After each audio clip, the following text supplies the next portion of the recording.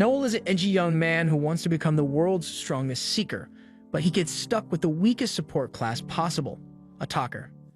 In this world, there are phenomena called abyss that are connected to the depths of hell, and on this godforsaken day, matchmaking was busted, so Noel's village got attacked by level 12 demons. Noel's grandfather is the only one in the village who has the skills to put up a fight against the demons, so he grabs his axe and tells Noel to stay hidden while he holds off the demons until help arrives. However, Noel knows there's no way help is coming for them in a situation like this, and fighting all those demons alone is a death sentence.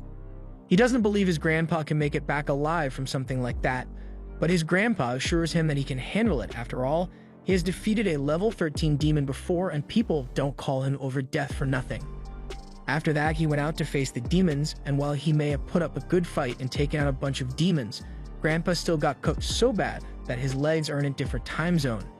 Noel rushes to his side, and Grandpa apologizes for not being strong enough to survive like he promised, but he had no choice if he wanted to protect the village. This is the fate all Seekers are doomed to because of the life of combat they've dedicated themselves to. Grandpa asks if Noel is going to follow his footsteps even after witnessing the dangers of the job, and with tears in his eyes, Noel declares that he will become the most powerful Seeker in the world, and Noel promises to become the world's strongest Seeker to carry on his grandpa's legacy. We then cut to present day when Noel has fulfilled his promise and became a Seeker to follow in his grandpa's footsteps.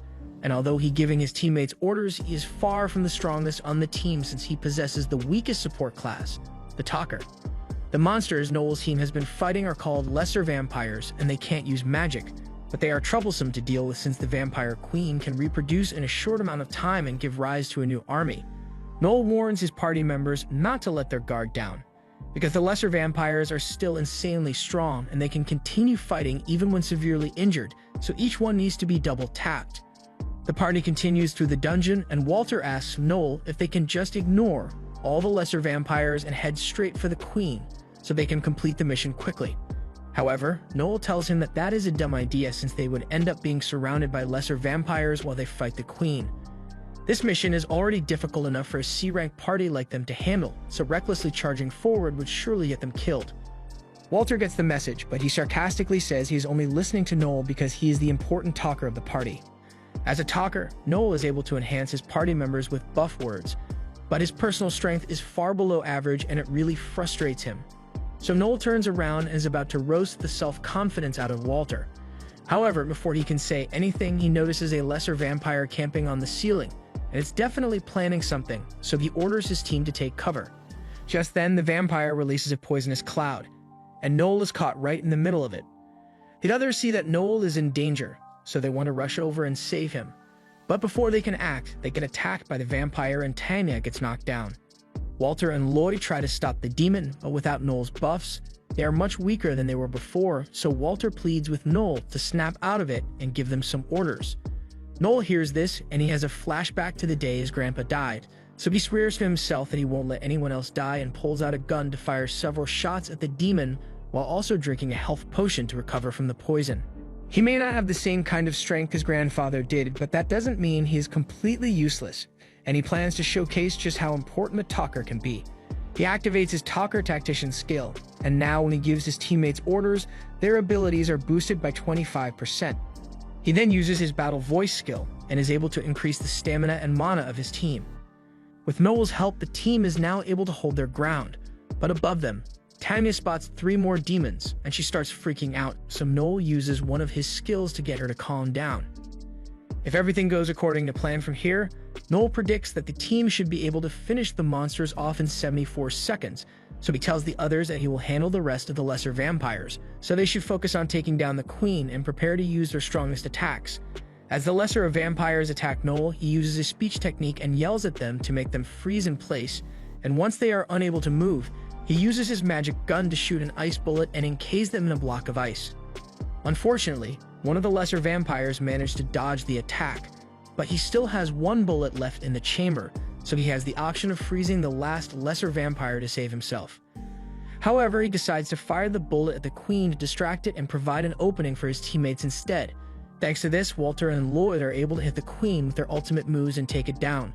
But when Tanya turns to Noel to celebrate their victory, she is horrified as she sees him getting stabbed by the Lesser Vampire. Fortunately, it turns out that Noel wasn't really stabbed, as he perfectly calculated things to make sure he would survive. He knew that once the queen was defeated, all the lesser vampires would naturally stop moving, and there was just enough time for him to avoid being killed. With this, the team has successfully cleared the dungeon and the surrounding abyss dissipates. Noel's teammates come over to check on him, and while they know he planned it all carefully, they still scold him for recklessly endangering his life like that. Noel thinks back to the day when he first learned that he was a talker, and he was crying his eyes out because he wanted to be a warrior like his grandpa. His grandpa told him not to worry about it since regardless of his class, he's sure Noel will grow up to become the world's strongest seeker because he could sense incredible talent within him. Ever since that day, Noel hasn't been discouraged by his support class and remains determined to become the world's strongest seeker, even though he's just a talker. After their mission is complete, the party has to head back to Etria, the capital of the Velnit Empire, so they can report their success. The Empire is more susceptible to abyss attacks than other nations, so to fight this, the Empire developed magical technology using the materials they acquired from the demons.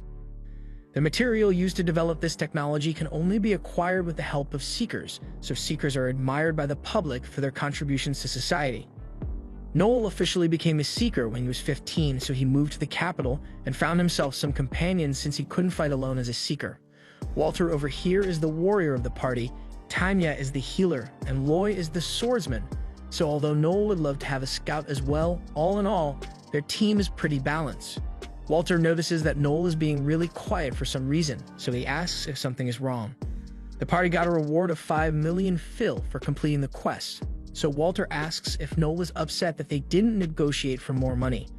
He then tells Noel that a seeker shouldn't get so hung up on money, and that his grandpa probably would have said the same thing, but on the contrary, the first lesson Grandpa taught Noel was that no matter what he does, he better be getting paid top dollar because he can't be risking his life just to go home broke at the end of the day. With that being said, Noel definitely wanted a higher reward, and he couldn't care less about what Walter thinks, but he will let it go just this once. Tanya tells Walter to quit bothering Noel, but he still insists that Noel should show him more respect since he is 2 years older than him. Noel retorts that age means nothing among Seekers, as the only thing that will earn you respect is your strength, and Noel is starting to question if Walter is really competent enough to be respected. Walter blows up and yells that Noel is the only one here who is incompetent because all he ever does is give orders from the back while the rest of them risk their lives on the front line. Noel thought he had a good dynamic with the team, but now he realizes that they all see him as a burden despite all the things he does for them. But before addressing that, he insults Walter one more time and is about to start a fight with him. However, Lloyd steps in and separates the two of them before anything bad happens. He then changes the subject and suggests that they call it a day and start splitting up their rewards. A little while later, they are all sitting by the fountain and Tanya is disappointed with how little she ended up getting after such a difficult mission. Lloyd explains that after all the equipment costs and taxes they had to pay, there was only 1 million Phil left, so each team member only gets 250,000. He agrees that it's frustrating, but their party's funds are steadily increasing, so he's sure they'll make more money the next time they get a big mission like this. Noel points out that there isn't going to be a next time because they almost never get big missions because clans get all the high-profile abysses, and even when they do get the missions, they will be forced to pay a penalty fee if they fail to clear it on their own, so it's not sustainable. That aside, Noel asks Lloyd how much money their party has in its joint funds account. Lloyd tells him they have 12.8 million saved up, so Noel suggests that the team should invest that money in forming their own clan. Everyone is shocked that he would suggest such a thing, and Lloyd tries explaining all the reasons why they can't do that, mainly because they would be required to pay 20 million to the country in order to set one up, and they don't have that much money. However, Noel isn't deterred and says he is willing to use 7.2 million of his personal money to make up the difference. He knows it's an expensive decision, but he assures everyone that in the long run, they'll gain much more money since they won't be limited to the leftover quests anymore. Lloyd then points out that they would need to acquire a base of operations within the capital, and rent prices are outrageous nowadays. However, Noel's already got that covered and found a cheap building for their team to rent. Tanya then chimes in and mentions that they are all still C-rank newbies, so they couldn't possibly handle running a clan, but Noel doesn't think that's a good excuse to avoid forming a clan. If they don't take the leap now, then they'll never be ready to run a clan on their own. Noel has been studying all about how to run a clan, so he knows all about the necessary procedures that need to be taken. The only thing he doesn't have is experience, and the only way to get clan experience is to start a clan.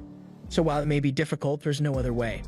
Noel makes a good point, but even so, Lloyd still believes they won't be given any good jobs since they have proven themselves to be trustworthy. But that's where Lloyd is wrong. Noel can guarantee that they will be given a bunch of good jobs, and it has nothing to do with them being trustworthy. They are going to get jobs because they are hot. This country wants more seekers, and a great seeker is considered both a hero and an idol. So the country will naturally treat them better because they are good-looking. Tanya doesn't think it's a good idea since they would practically be selling themselves, but Walter is already sold on the idea because he has been getting sick of the mediocre life they've been living. He wants to experience fame and wealth, and there's nothing Tanya can say that will talk him out of it. Walter and Noel are in agreement on this, so Noel asks Lloyd what his opinion is as the leader of the party. If Lloyd wants to say no, then Noel is prepared to quit the party and take his share of the savings so he can form a clan with someone else because he has a dream to become the strongest seeker, and he won't let anything get in his way. Lloyd gets a dark look in his eyes as he is left with no choice but to accept Noel's demands. However, he suggests they discuss the details of this clan formation the day after tomorrow. Walter is fine with that, and Noel is glad he was able to get Tanya and Lloyd on board with his idea, so he leaves to rest for the night. However, later that day, Walter comes running to Noel with terrible news as he has just discovered that Lloyd and Tanya have betrayed them and disappeared with all the money. After Noel reads the letter, he confirms what happened.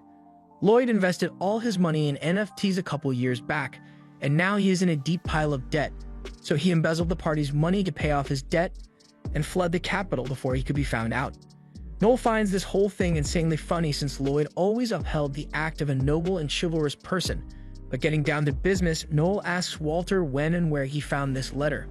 Walter explains that he heard about a really good job last night, so he headed to Lloyd's room first thing in the morning to tell him about it. But by the time he arrived, Lloyd had already cleaned out his room, and that's when the innkeeper showed him the letter. According to the innkeeper, Lloyd and Tanya left the inn around 8 p.m. last night, just before the city gates closed, and under normal circumstances, neither Noel nor Walter would have found out about this until the following afternoon, so Lloyd was trying to buy as much time as possible before the escape. It's 9:30 in the morning now, so while they may have found out sooner than Lloyd expected, it has still been over half a day, so he and Tanya must have covered a considerable distance by now. However, the gates must have records of which direction they were headed in, and they most likely left on foot, so Noel and Walter should be able to catch up if they take a horse. Walter is eager to get going, but Noel reminds him that this isn't as simple as chasing after them and getting the money back. Those two chose to abandon their party, and that's a definite betrayal, so worst case, if they catch up and confront them, it'll become a battle to the death. And even if they do beat Lloyd and Tanya, it would be a waste of time because Lloyd already spent all their money, but that doesn't mean Noel is going to let them get away without suffering for what they did. After getting dressed, Noel takes Walter down to the local tavern, but Walter doesn't understand why they are here. Noel doesn't want to waste time explaining the plan to Walter since he's too dumb to understand it anyway, so he just tells him to follow his lead. Noel heads inside and immediately gets the attention of everyone in the tavern. He tells them that 2 members of his party have stolen his party's money and escaped the capital, so he's willing to pay 2 million fils to anyone who can bring them back alive. Walter starts freaking out and asks Noel why he went and announced their predicament to the entire tavern, but Noel says there's a particular person he's looking for, so he just did this to save time. The first party to accept Noel's mission is the Lightning Bite Party, so Noel gives the leader all the information he has about Lloyd and Tanya's escape, and soon after, several more parties decide to take the job, but Noel still hasn't found the person he was looking for. All of a sudden, a shady-looking man approaches Noel about his job offer, and this guy looks like he knows something, which is what Noel was waiting for. They head outside to talk, and the man explains that he saw a couple leaving town yesterday, and they perfectly match the description Noel gave. He's sure he knows where they are headed. The only problem is that the man's party isn't strong enough to defeat Lloyd and Tanya on their own, so Noel offers to help, but he will only be paying the man 1 million in exchange. The man tries to argue for the 2 million, but Noel has already read him like a book, so he knows that the man is too broke to turn down the 1 million. Eventually, the man caves in and agrees to the terms, so Noel tells him to get his party ready and meet him at the south gate. He also tells Walter to wait for him there because Noel has something he needs to do first. A little while later, Noel is done with his preparations, so he meets everyone at the front gate, and Walter has something he has been meaning to talk to Noel about. He wants to know if Noel is going to be alright fighting Lloyd and Tanya, but Noel has no reservations about it, and you will gladly kill them with no mercy whatsoever. Walter can't believe Noel feels nothing after they were partners for so long, but from the day they met, Noel had already come up with contingency plans to take them down if they ever betrayed him. He even has a plan to take down Walter, so never actually trusted any of them to begin with, and Walter could stand be less trusting in the future. Later that day, in a remote village, Lloyd and Tanya are walking, and Lloyd assures her that they should be safe for now, so they can rest easy tonight. He is sure that there is no way Noel would be petty enough to come after them even though the money has already been spent, but Lloyd gravely underestimated how petty Noel really is because he appears behind them, along with a full squad of people to capture them. Lloyd is about to draw his sword to fight, but Noel uses his ability to tell him not to move, and both he and Tanya are stunned in place. Now that Lloyd has nowhere left to run, Walter begins yelling at him for his betrayal. However, before he can punch Lloyd's face in, Noel says there's something he wants to ask. He knows that Lloyd already spent all the party's savings, but the money they got paid for the vampire hunt must still be in his possession, right? Lloyd denies having the money and says he used that as well, so Noel asks if he spent it on another failed NFT business, but Lloyd admits that he used the money to pay back his debts. The way Lloyd answers gives Noel all the information he needs, so he now realizes that Lloyd is a serial gambler. He must have gambled so much that he ended up in trouble with some debt collectors, but Noel wants to hear it from Lloyd's mouth. Lloyd is about to apologize again, but Walter cuts him off and yells at him for gambling away all the money they worked hard to save. Lloyd gives up on the innocent act and tells back that he is the real victim here. He didn't want to touch the party's money, but gambling was so much fun, and besides, it was their own fault for dumping the responsibility of leading on his shoulders. At this point, Noel has heard enough BS, so he kicks Lloyd in the face and starts stomping on him for thinking he could get away with such half-assed blame shifting. He was the one who said he wanted to become the leader, all just so he could find his gambling addiction. Before long, Lloyd has been beaten bloody, and he is begging for forgiveness, but Noel has never heard of such a word, so he will gladly be at Lloyd 1,000 times until he is satisfied. Tanya speaks up and begs Noel to spare Lloyd, and Noel says fine, but only if she's willing to take the beating in his place. Noel is a proud believer of gender equality, so he has no problem curb stomping her if that's what she really wants. He uses his power and tells her to confess her involvement, and once she is compelled to tell the truth, she admits that she gambled the party's money with Lloyd, and in fact, she's even more of a gambling addict than Lloyd is. The move Noel just used forces the target to reveal the absolute truth no matter what for a short amount of time.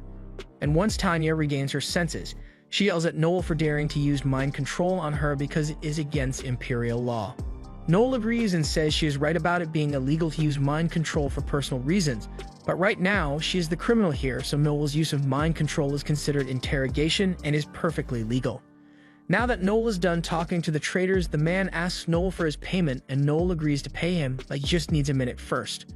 The man doesn't like being told to wait, so he grabs Noel and accuses him of trying to scam them out of the money, but Noel drags the man to the floor and assures him that he will be paid for his work, so he should just be quiet and wait. The man is pissed, so he draws his knife and is about to attack Noel, but threatening Noel was the worst mistake he could have made because Noel immediately knocks him unconscious with a punch to the chest. Noel had learnt this technique from his grandpa by experiencing it firsthand. It is a strong blow directly to the area above the heart and can temporarily paralyze the heart muscles, causing even the most experienced seekers to faint if done properly. Noel's grandpa wanted him to learn this technique because as a talker, he can't buff himself, so this would at least give him some offensive ability. The man's teammates drag his unconscious body out of the road, and soon enough, a friend of Noel's pulls up in a fancy carriage. The man is an infamous slave trader, Finocchio Barzini, and he seems to be on good terms with Noel. He is the leader of the Barzini family, and Noel knows him to be quite eccentric and zesty, but he's the only one that can help him out, so he had to contact him. If it wasn't obvious yet, Noel intends to sell Lloyd and Tanya to Finocchio as slaves in order to make back the money they stole from him. Tanya protests, but Noel reminds her that he could always just turn her into the police, and jail time here means she'll be sent down to the mines. And let me tell you, the mines are not fun. They have a much higher chance of surviving if they become slaves and hopefully get bought by a kind master. With that said, Noel asks Finocchio to begin evaluating the two for sale, but when he's done, Finocchio only offers to buy them for $6 million. Noel says that isn't enough, and Finocchio apologizes, but this is a bad time for him, so he can't offer any more than this. The Holy Cross Church is about to decree that everyone must take a vow of poverty, so if Finocchio offered top dollar for the Lloyd and Tanya, It would draw too much attention, and he would like to avoid that. Noel didn't realize the church held so much influence over a family as powerful as the Benazzi family, but it doesn't matter. He says he will accept 11 million as payment, and it takes a while for Finocchio to realize, but when he does, he starts yelling about Noel trying to get an extra 5 million. Because of the constant yelling, Noel keeps increasing the price until he is eventually asking for 15 million when Finocchio initially only offers 6. Finocchio is starting to get really pissed off, but Noel tells him that if he buys the two for 15 million, he will tell everyone that Finocchio only paid 13 million instead. The church's decree just means Finocchio can't buy things that are overpriced, but if he claims that Lloyd and Tanya are genuinely worth the money, people will be lining up to buy them solely because they are expensive. If Finocchio plays his cards right, he might even be able to sell them for as high 90 million. Finocchio is insanely impressed by how cunning Noel is, so he offers him a leadership position in his family, but Noel turns him down. Finocchio understands and he is on board with the deal, but before he finalizes things, he hoes over to the scruffy guy and his party to warn them not to say a word about any of this unless they want to die painful deaths. With that said, he hands Noel a down payment for the 2 slaves and begins taking them away. Tanya pleads with Noel not to do this, but again, forgiveness doesn't exist in his dictionary, so she turns to Walter and asks him to do something about it. She knows Walter has a crush on her, so she expects him to save her, but Walter refuses, so she starts laying into him with every insult she can come up with, and the look on Walter's face is priceless because he never could have imagined she would say such things to him. Now that the deal is done, Noel gives the man his 1 million payment and turns to leave with Walter. After this incident, Walter was left questioning his life choices and he is seriously considering quitting the whole seeker job, but Noel tells him this wasn't his fault. In this profession, you're going to meet a lot of people, and many of them will be backstabbers. Walter may not be mentally tough, and they may be slightly dumb, but Noel believes he's a gifted warrior, so he wants to continue to fight by his side and rebuild their party together. However, Walter can't bring himself to accept and refuses to live the life of a seeker after what just happened. Noel understood and accepted Walter's wishes, so as Walter was leaving the city, Noel wished him good luck with his future endeavors and bid him farewell. But as for him, he hasn't given up on his dream yet. He is disappointed that his party ended up being dissolved, but he refuses to let this stop him from becoming the strongest, so he intends to rebuild the Blue Beyond party and make it stronger than ever before. Noel puts out a post looking for new party members, but while he's waiting for people to show up, Wolf keeps pestering him. He tells Noel that no one is going to show up because all the people who are skilled enough to meet Noel's requirements would already be in a party, and he's not wrong, but Noel tells him to mind his own business. Wolf keeps talking though and tells Noel that he would love to have him join Lightning Bite. Noel thinks about it for a second, and Lightning Bite certainly is a good choice for a party with all its skilled members, with Wolf the swordsman and Lisha the archer, as well as other strong members. Overall, it's not a terrible proposition, and Wolf reminds Noel that he would be able to make a lot of money if he joined his party, but Lisha and the others in Lightning Bite tell him that he shouldn't be so pushy about things like this. Surprisingly, Noel tells Wolf that he will agree to join Lightning Bite, but only under the condition that he becomes the new leader of the party. The other party members don't seem to mind if Noel becomes their new leader, and Wolf can't believe they all agreed to it so easily. But it seems like an easy choice to them since Noel is definitely a lot smarter than Wolf. Wolf admits Noel may be smarter than him, but he is still the one who founded Lightning Bite, so he isn't going to give it up to Noel anytime soon. Just then, a girl appears behind everyone, and they are all startled because none of them could sense her coming, not even Lisha, and she's got elf ears. The mysterious girl introduces herself as Alma and says she's here to apply to join Noel's party, so Noel sits down with her and begins the interview. First things first, he asks her if she's a minor because he doesn't want to get in any legal trouble with the Empire, but luckily Alma is 21 years old, so she's old enough to become a seeker. After that, the members of Lightning Bite begin asking all sorts of personal questions, like her hobbies and favorite books, but what Noel really wants to know is her job and rank. Alma answers and says she's a C-rank scout, and Noel thinks this is a stroke of luck because he has been looking for a good scout for a while now. But before he accepts her, he has one more question and asks why she wants to become a seeker. Alma informs him that she isn't actually interested in becoming a seeker. She's just here because she wanted to see Noel, the grandson of Overdieth. Noel is surprised that Alma knows about his grandpa, but she clarifies that she has never personally met Overdieth. But her grandpa once fought Noel's grandpa several years ago, and it cost him his red arm. Noel is put on edge because he thinks Alma is here to get revenge for her grandpa, but Alma denies it because she isn't into generational grudges. She just wanted to find out what the grandson of a legendary hero like Overdieth would be like. Her grandpa is dead anyway, so it's not like it matters if she gets revenge or not. Noel is curious, so he asks who her grandpa was, and Alma answers that his name was Alcor Udicar. The entire bar goes silent at the mention of that name because Alcor is famous for being the head of the Society of Assassins. He would kill any target at a client's request as long as he was sufficiently compensated, so he was known as the strongest assassin. One of the bar regulars gets offended that Alma would claim to be related to a man as legendary as Alcor, and he doesn't believe a word of what she said, so he calls her out. Wolf tells Logan to back down, but he's already fired up, so he tells Alma that there's an unspoken rule among Seekers, so you have to go to the right bar for your rank, otherwise you'll get beaten up by the bar regulars. Alma has never heard of such a rule, probably because Logan is the only one who follows it since he loves getting the chance to beat people up, but she interrupts Logan's rant and says she has a question to ask Noel. She wants to know what determines a Seeker's rank, so Noel tells her your rank is usually determined by the kind of jobs you take or by the skill you display. Alma understands now, so if she wants to prove that she is strong enough to be here, all she has to do is take Logan down. Logan is enraged that she thinks she can beat him, so he tries to punch her, but she vanishes right before his eyes, and in a matter of seconds, Logan gets knocked the F out. After what he just saw, Noel jumps up and hires Alma immediately, but Alma is now hungry from all the energy she wasted beating Logan up, so Noel takes her out and buys her a snack. Alma is astounded by how tasty the bun is, and Noel finds this strange since she shouldn't be so excited over regular buns, but she never got to eat anything as good as this while living up in the mountains. Hearing that she has spent all of her life in the mountains, Noel finds it a little easier to believe that she is really the granddaughter of Alcor. Alma is a little upset that Noel didn't believe her till now, but she still believed him when he said he was Overdick's grandson. Her grandpa had warned her never to fight over death under any circumstances, because the man wouldn't hesitate to cheat in any manner necessary to win, and when she looks at Noel, his eyes made her feel like he would do the same thing. Noel asks if she spent her time in the mountains training to become an assassin, and Alma confirms it. She has to rank up from a scout to an assassin, and while she hasn't ranked up yet, she meets the requirements to be classified as a B-rank scout. If that's the case, Noel asks why she hasn't already joined the Assassin Society since she is more than qualified, and Alma had intended to do just that, but when she was taking the entrance exam, there was a bit of an incident. She was asked to fight one of their assassins, but she was disappointed because her opponent wasn't as strong as she was hoping he would be. The guy was offended that she called him weak, so as the match started, he went at her with full force. But after all his big talk, he missed every single punch he threw and ended up on the ground. Alma then held a knife to his head, so the guy began pleading for his life since this was just an exam and killing isn't allowed. Those may be the rules, but Alma simply doesn't care because her grandpa taught her that only the strong can survive, so all weaklings must die. Just before she stabs the guy, her blade gets caught and she's forced to back away because Simon, the new head of the Assassin Society, refused to let her just kill one of his people.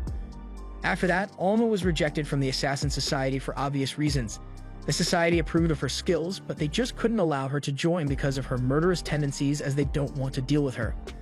Apparently, the Assassin Society is in the process of officially being recognized as an organization by the royal family, so they will be focusing mainly on spy work instead of assassinations, and they need to keep a clean record to do that. It takes a second for Noel to realize that Alma just shared a national secret with him, so he is worried the society might send assassins to shut him up because of it.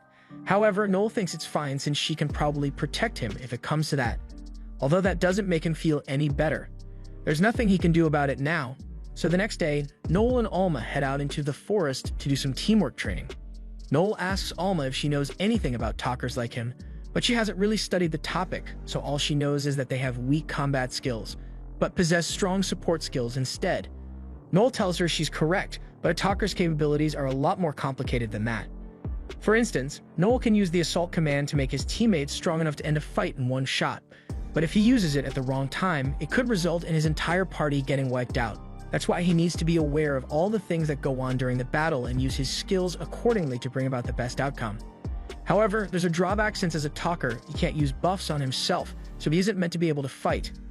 Of course, that hasn't stopped him so far.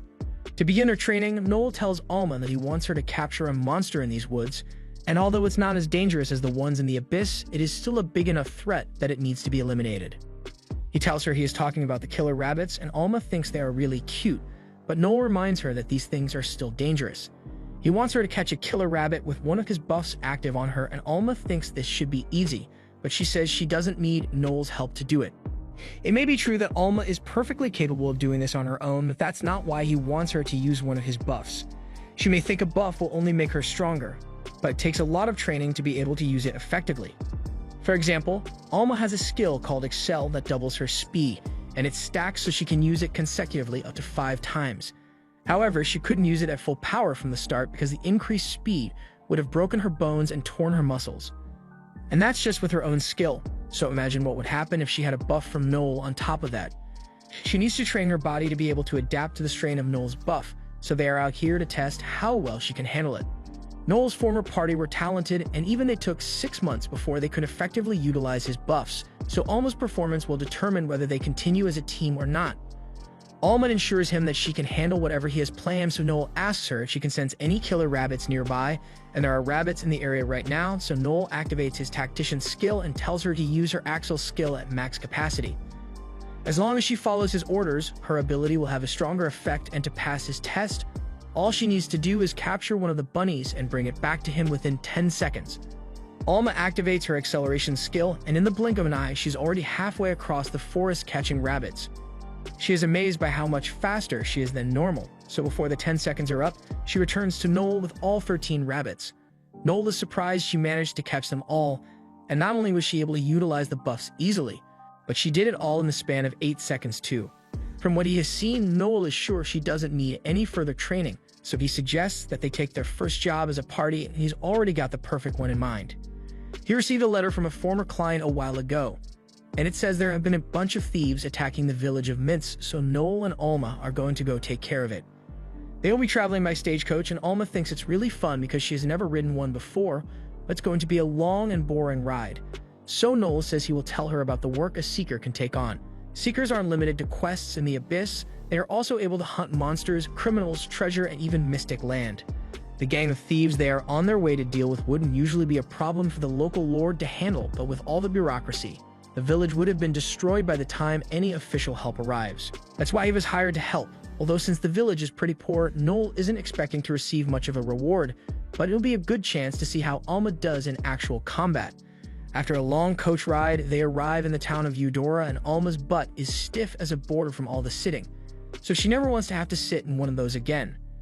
For now, Noel suggests they find an inn to stay at for the night, but everywhere they go, all the rooms are booked, so they eventually get stuck sharing a single room because it's all that's available.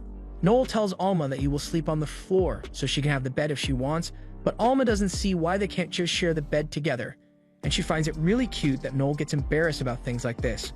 Noel doesn't want to talk about this anymore, so he walks away to go take a bath. To pass the time, Alma began doing some stretches, but as soon as Noel exits the bath, she stands straight up and begins admiring his perfectly formed muscles. She thinks he has an amazing physique, but it's a shame that he's just a talker, because if he was a warrior like Overdieth, he could have become the ultimate seeker. No matter how much hard work he puts in, he will never be able to outclass those with natural talent, and Alma is disappointed because she would have loved to see what heights he could reach. Noel doesn't let her comments get to him and flicks her on the forehead for saying unnecessary things, but while Alma is taking her bath, he begins reflecting on the things she said because he knows she is right. He wanted to be a warrior like his grandpa more than anything, but life didn't give him what he wanted, so he has to deal with the class he got. Once they finally arrive in the village, the chief comes out to greet the party, but he is a little surprised to see that there are only 2 of them. Noel explains that his other party members had to quit the party for various reasons, leaving out the part about him selling them off. Anyway, the Blue Beyond party now consists of Noel and Alma alone. Noel assures the chief that the 2 of them are more than capable of handling some thieves. They'd all sit down to have a meeting in the chief's living room, and Noel notices the chief's daughter staring at him from behind a curtain, so he says hi to her, but the girl immediately hides from him. The chief apologizes to Noel for his daughter's rude behavior and explains that she was actually really looking forward to seeing him, but Noel just wants to talk about the details of the mission chief has for him. According to the letter Noel received, there is a band of around 20 thieves in the area, and they've already attacked one of the neighboring villages, so this village might be their next target. He asks if there are any clues as to the location of the thieves' base, and the chief has actually managed to scout it out. The thieves are in the rocky clearing in the eastern part of the forest, and with the info provided, Noel shouldn't have any trouble locating them, but before he goes, he wants to discuss compensation.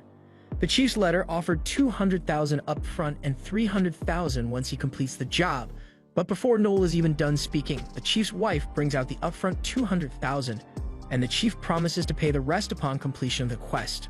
Noel is pretty surprised since he was fully expecting them to start bargaining on the price, and from the coins in the bag, it looks like the chief just barely managed to scrape this money together, so he must be really desperate. Since he's got the upfront payment, Noel and Alma head out to complete the mission, but as they are walking there, Alma tells Noel that the chief was staring at her cleavage the entire time they were talking, and he was doing it right in front of his wife and daughter too, so she thinks very little of him. Just then, the village chief's daughter comes running up behind them, and she wants to talk to Noel since she was too nervous to do it back at the house.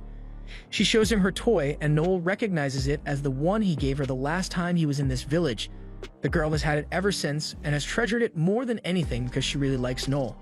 She doesn't have much else to say, but she promises to cook something delicious for him once he gets back from the mission, and Noel says he is looking forward to it. Alma found the whole interaction to be really funny, since Noel actually seems to have a sweet side, but he doesn't want to hear it from her. Later that night, they finally make it to Thieves' Camp, and Noel has no idea why the chief thought there were only 20, because the number of thieves here is well over 40. He quickly identifies the leader of the group, and the guy looks awfully familiar, so Noel soon realizes that it's none other than Gordo the Razor Blade. The dude has a 2 million Phil bounty on his head, but he's a B-rank scout, so he asks Alma if she's confident she would be able to beat him. Alma is sure she could win if it was a proper one-on-one, but not so much if she has to deal with all of Gordo's henchmen at the same time. Noel expected that answer, so he says he has a plan to handle all the henchmen. Alma is surprised Noel intends on fighting with her because if he gets any closer than he already is, the bandits will be able to detect him, although Alma can get as close as she wants because she has a stealth skill. Noel tells her to stop talking and to just focus on following his instructions, so she does as she is told and jumps into the camp with her stealth skill active. Noel and Alma are able to maintain communication because one of Noel's skills, Link, which allows him to share his thoughts with his teammates. Before long, Alma makes it to Gordo's tent and informs Noel that she is within striking distance, so Noel uses Stun Howl on the entire camp, causing all the henchmen to freeze up temporarily. The second everyone is stunned, Noel orders Alma to kill Gordo, so with her quintuple acceleration, she charges into the tent and immediately stabs him through the heart. Now that Gordo is dead, all that's left is to take care of the remaining bandits, so Noel orders Alma to keep them busy until he can get down there, and she begins slaughtering the soldiers in her immediate vicinity. As Noel descends the hill, he notices that Alma seems to be enjoying this a little too much, and her murderous tendencies might become a problem for him someday, but that day is not today, so he joins her in combat and uses his fire bullet to burn the rest of the thieves to a crisp. Once the mission is complete, the two of them head back to the village and are greeted by the village chief, who says he is glad they are alive. He asks about the situation with the thieves, and Noel informs him that they have all been dealt with, offering their leader's head as proof, but the village chief says he doesn't need to see the severed head. Since he has completed the mission, Noel asks for the rest of his payment, and the chief says he will give it to him, but first he invites him to have dinner with them since his daughter, Chelsea, has been looking forward to it. As Noel and Alma sit down with the family, the chief tells Noel about how Chelsea was recently evaluated as a swordsman, so Chelsea asks Noel if she thinks she can become a seeker like him. Noel tells her that anyone can become a seeker, although there is usually a training camp where you have to go to learn the ropes, but alternatively, Chelsea could work as a supporter for an established seeker and gain experience that way. But as he is saying this, the chief and his wife have a look on their face that says they are up to no good. A little while later, Chelsea asks Noel if he will allow her to join his party if she becomes a powerful seeker in the future, and Noel says if she becomes powerful in the future and still looks up to him, he will be more than happy to accept her into his party, and Chelsea is really excited to hear that. Just then, the chief and his wife come back to the living room with a bottle of wine, and he says he wants to celebrate, so he pours a glass of his very expensive bottle of wine for both Noel and Alma. However, after inspecting the wine a little, Noel says he couldn't possibly take the first sip of such high-quality wine, so he insists that the chief take the first sip. The chief starts panicking and tries to make up an excuse for why he can't drink it, but Noel still insists that he sip the wine first because he knows that the chief poisoned it. The chief tries to deny poisoning the wine, but Noel has a lot of reasons for his accusation. First, the chief clearly lied about there being only 20 thieves, so he wouldn't have to pay as much, and someone who would do that would never open such an expensive bottle of wine for guests. Secondly, the wine isn't even expensive. Noel can tell by the smell that it's the cheapest wine possible, and that it was opened a long time ago, and finally there has been a distinct bloodlust coming from the chief and his wife ever since they brought out that bottle of wine. Alma calls the man stupid for thinking they would fall for such an obvious murder attempt, plus the poison wouldn't have worked anyway since Alma is immune to all sorts of poisons. The chief gets angry and claims that they have no evidence, But if he is still denying that he poisoned the wine, then Noel says he should have no issues drinking it. The village chief throws a tantrum and yells for Noel to get out of his village immediately, but Noel just uses his confession skill on him and forces the chief to admit that he intended to poison them so he wouldn't have to pay Noel and then steal all their money and equipment. Chelsea can't believe her father was really trying to kill Noel, but now that Noel has heard the confession, he immediately jumps up and stabs the chief in the eye with his thumb. The chief yells out in pain, but Noel is nowhere near done because he's going to take out the chief's other eye, and after that his nose and then his tongue. The chief begs for forgiveness, but forgiveness is the last thing Noel would ever hand out, especially not to someone who tried to kill him. He tells the chief that if he wants to survive, then he's going to have to give Noel every last penny he has. The chief pleads with Noel not to take his money because he has debts to repay and the Gambino Mafia family will do terrible things to him if he misses a payment, and that's sad and all, but does Noel look like he gives a frick? He's about to go through with it, but at the last second, Chelsea brings out the bag with all the money they have in the house, which is around $800,000, and she tells Noel he can have it, so he should please let her father go. The chief yells at her because if they lose that money, the Gambino family might kill them. But if Chelsea doesn't give that money to Noel, then Noel will definitely kill the chief right now. Noel accepts the money, and after making sure there's enough, he tells Alma that they are leaving. But as he leaves, Chelsea curses Noel and all other seekers for what he has done, which stings a little since she looked up to him a few minutes ago, but it is what it is. As Noel and Alma are walking away, Alma asks Noel if he's okay with how things ended up, but he's got his money, and the chief was the one in the wrong, so he can live with being hated for his ruthlessness. A little while later, they see an airship pass overhead, and from the insignia on the bottom, Noel recognizes they had belonged to the Goat Clan, the 3-star regalia. Alma thinks it's cool, but she doesn't really know what regalia means, so Noel explains that it means the clan has been recognized by the Empire. There are currently 7 regalia stars, and not all of them are equal because there are various levels of strength between them.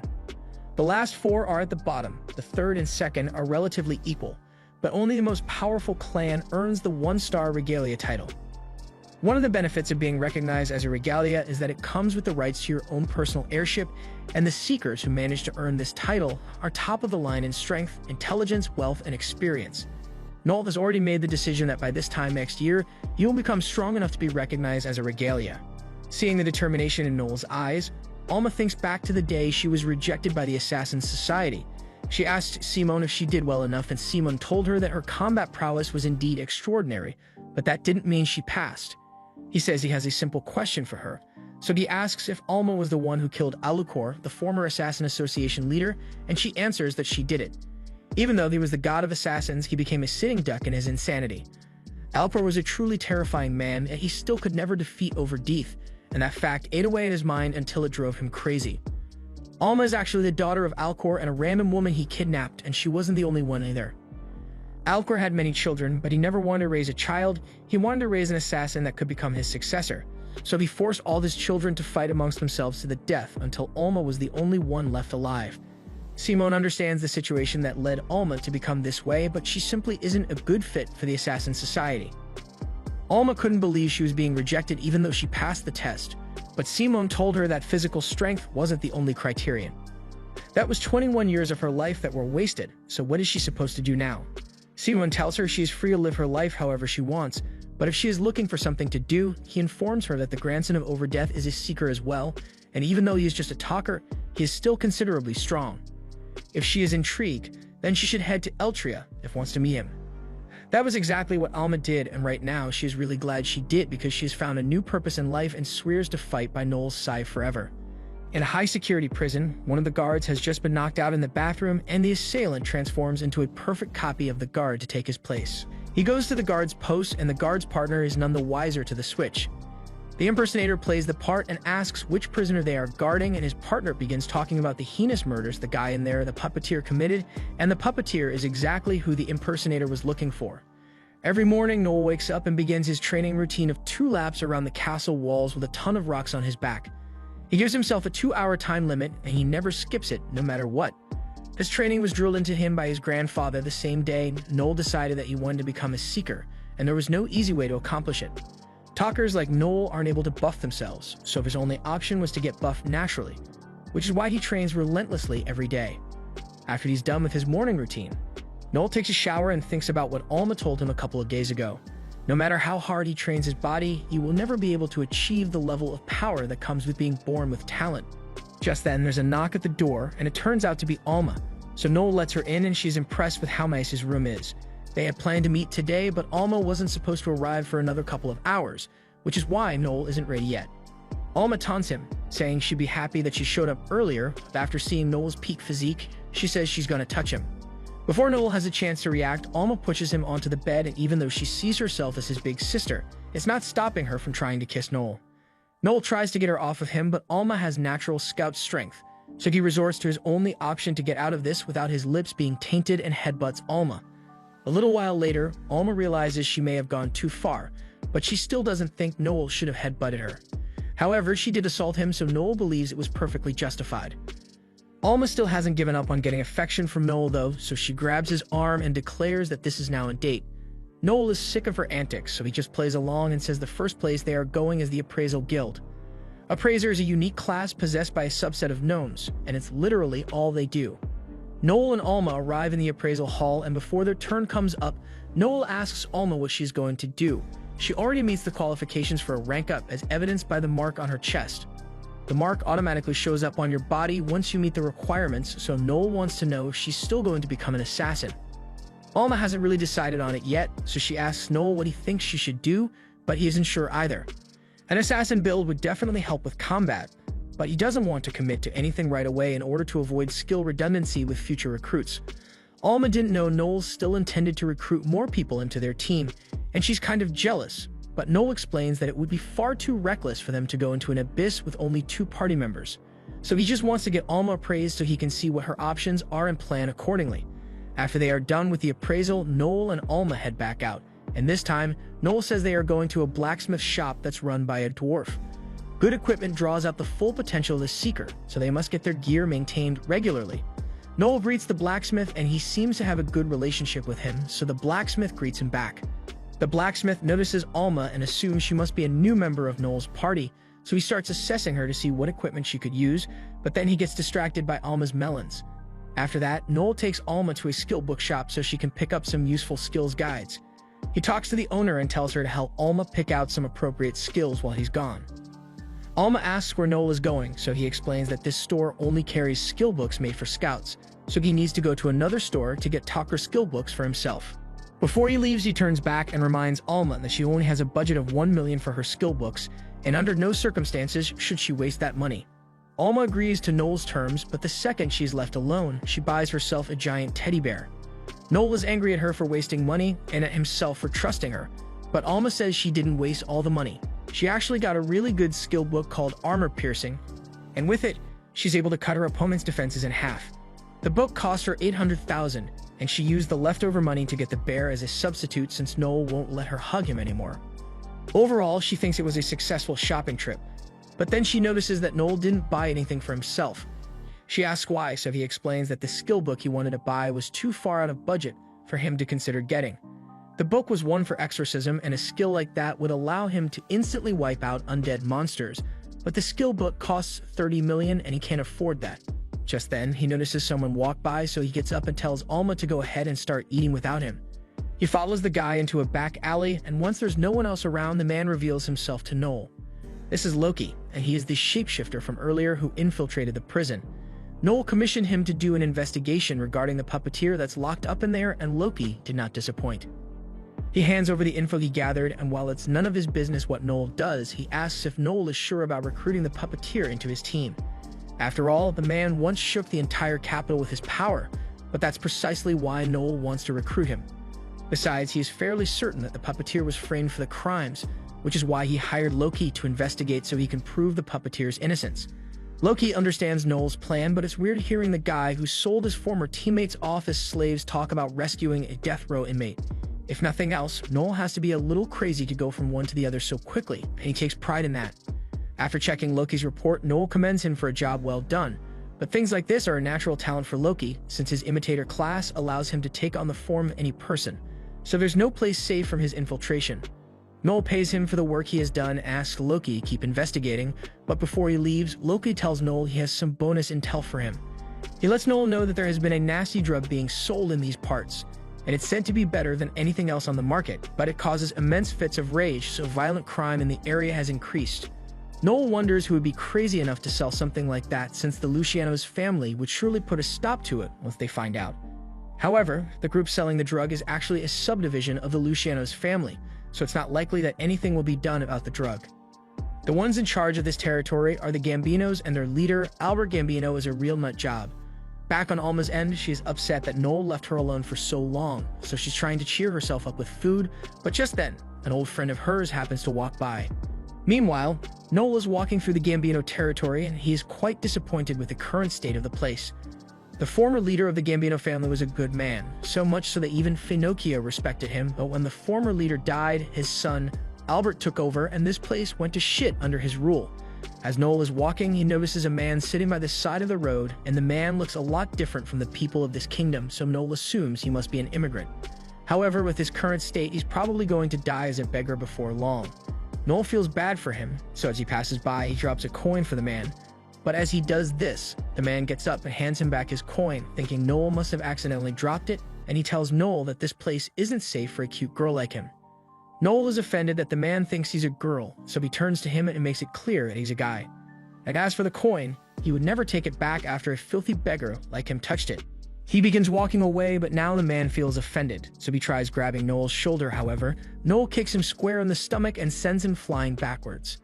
He tells the man that he shouldn't try to touch him with his worthless hands, but the way Noel is looking down on him now reminds the man of someone else he used to know, and he refuses to let that slide. He usually doesn't like fighting over things like this, but he's not so weak that he can't stand up for himself. As the man takes his battle stance, Noel realizes that this guy looks like he is really skilled with the sword, and as he charges at Noel, his sword strike has Noel fearing for his life. Noel manages to dodge, but the man continues to attack him relentlessly until Noel finally grabs the guy's arm and sends him flying into a random building. After he gets back up, the man admits that Noel is pretty capable as a fighter, so he asks him if he's a ninja class. The ninja class is one that's exclusive to an island in the Far East, so Noel assumes that must be this guy's homeland. He tells the guy that he's just a talker, and the guy is amazed that a talker would be able to fight so well, but it's not like it matters much because the guy will be using his skills from now on. Once Noel sees the guy's aura, he gets a huge smile on his face because this guy is definitely strong, and if he meets Noel's expectations, then Noel will definitely recruit him into his party. However, just before they can start fighting seriously, a munchkin comes out of nowhere and yells at Koga for getting into a fight without his permission. While that's going on, Alma and her friend sit down to chat, and Alma's friend is surprised that Alma hasn't ranked up yet. Alma tells her she has two main options for her rank up. She can either become an assassin or a chaser, but Noel told her to hold off on making a decision yet. Alma's friend can see why Noel would ask Alma to wait, since chasers and assassins have two totally different roles, so Alma's choice would have to depend on the other team members.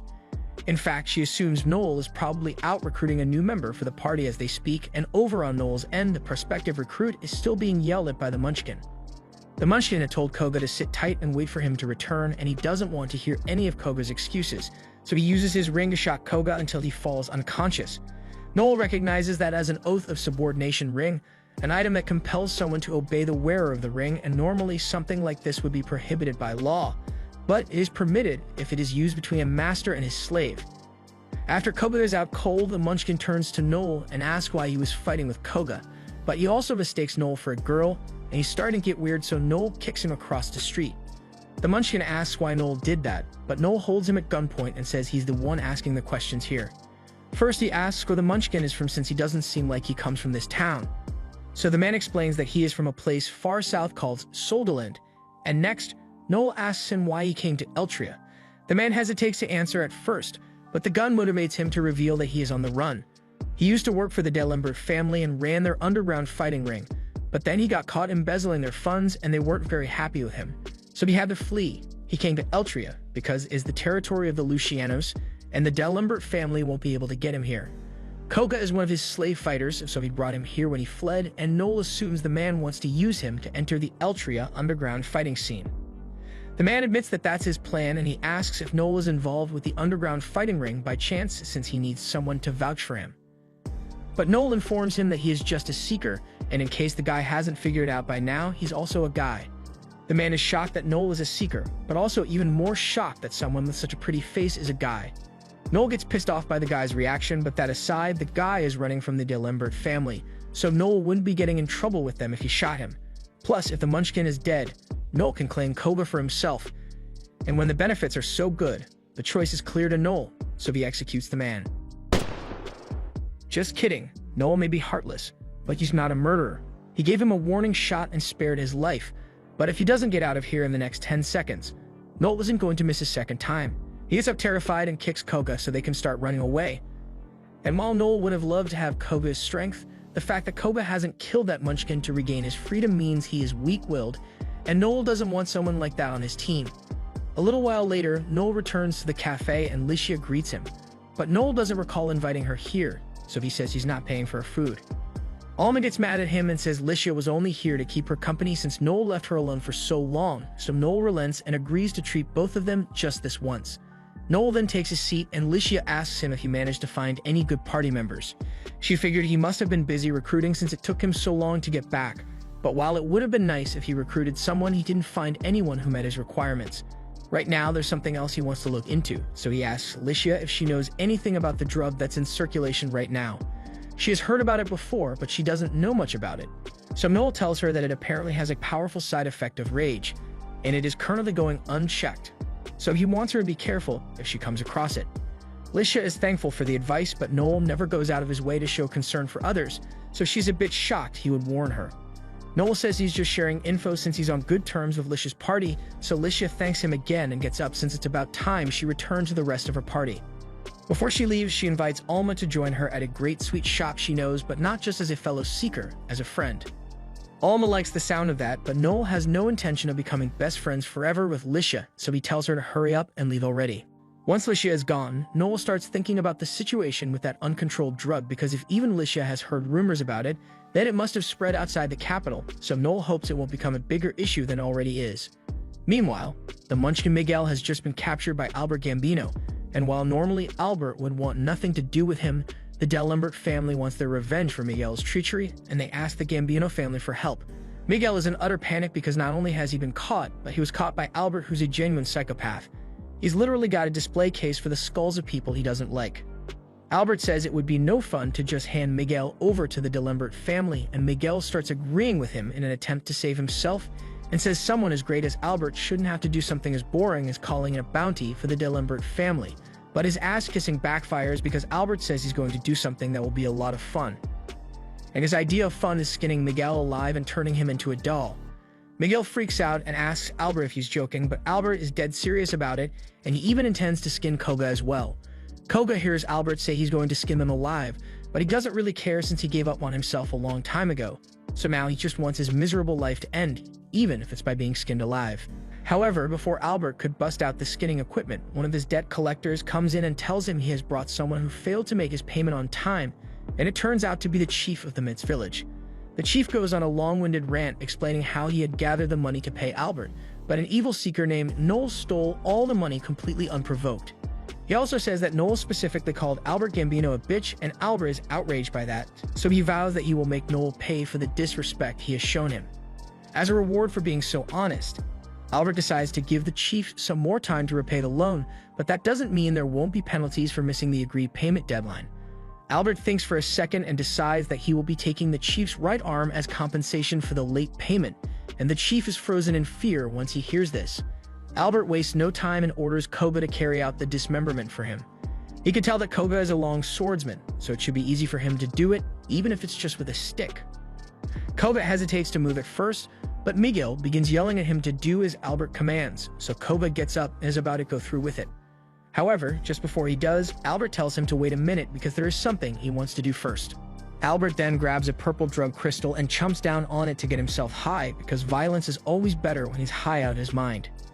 Now that he is tasting colors and seeing sound, he permits Koga to chop off the chief's hand. In denial, the chief says there's no way Koga can cut off his hand with a stick, but before he even finishes his sentence, Koga has made his move, and a second later, the chief's hand falls off. The chief screams out in agony, and Albert is absolutely loving it, so Miguel tries to use this to his favor and offers to transfer ownership of Koga to Albert in an attempt to get on his good side, and it looks like it works because Albert agrees to take Koga as his own.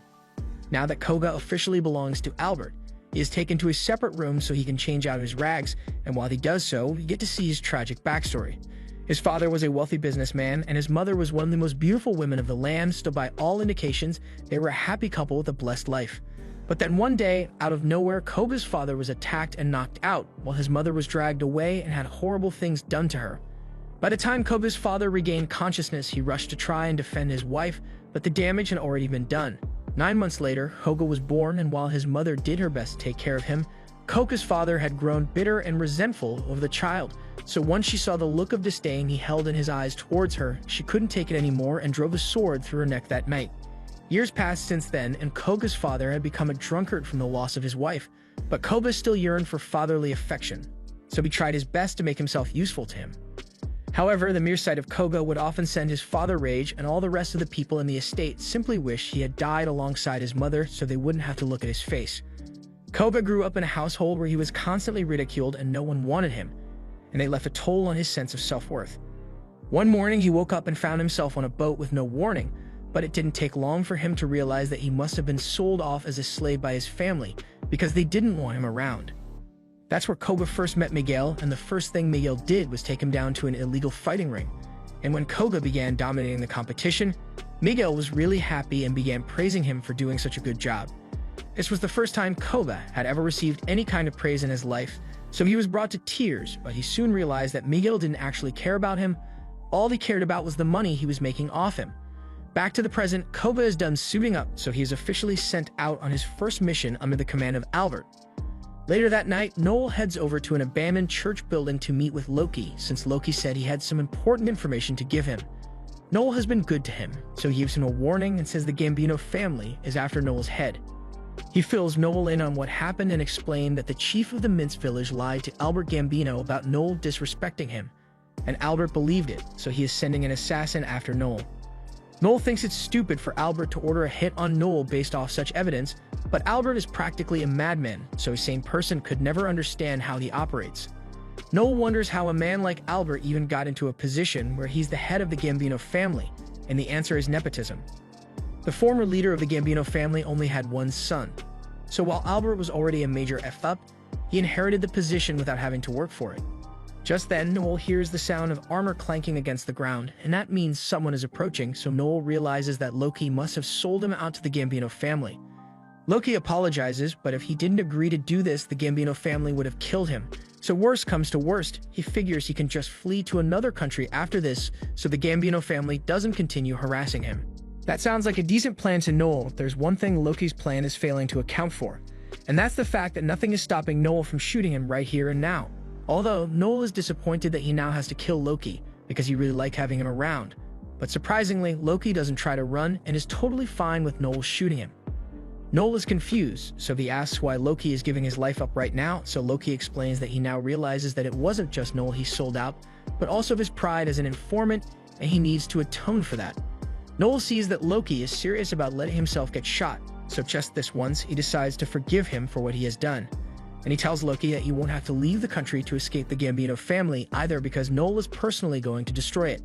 Loki is stunned for a moment, but then he begins laughing hysterically because Noel forgiving him is completely out of character for him. However, Loki is grateful to have been given a second chance, so he vows to make it up to Noel later.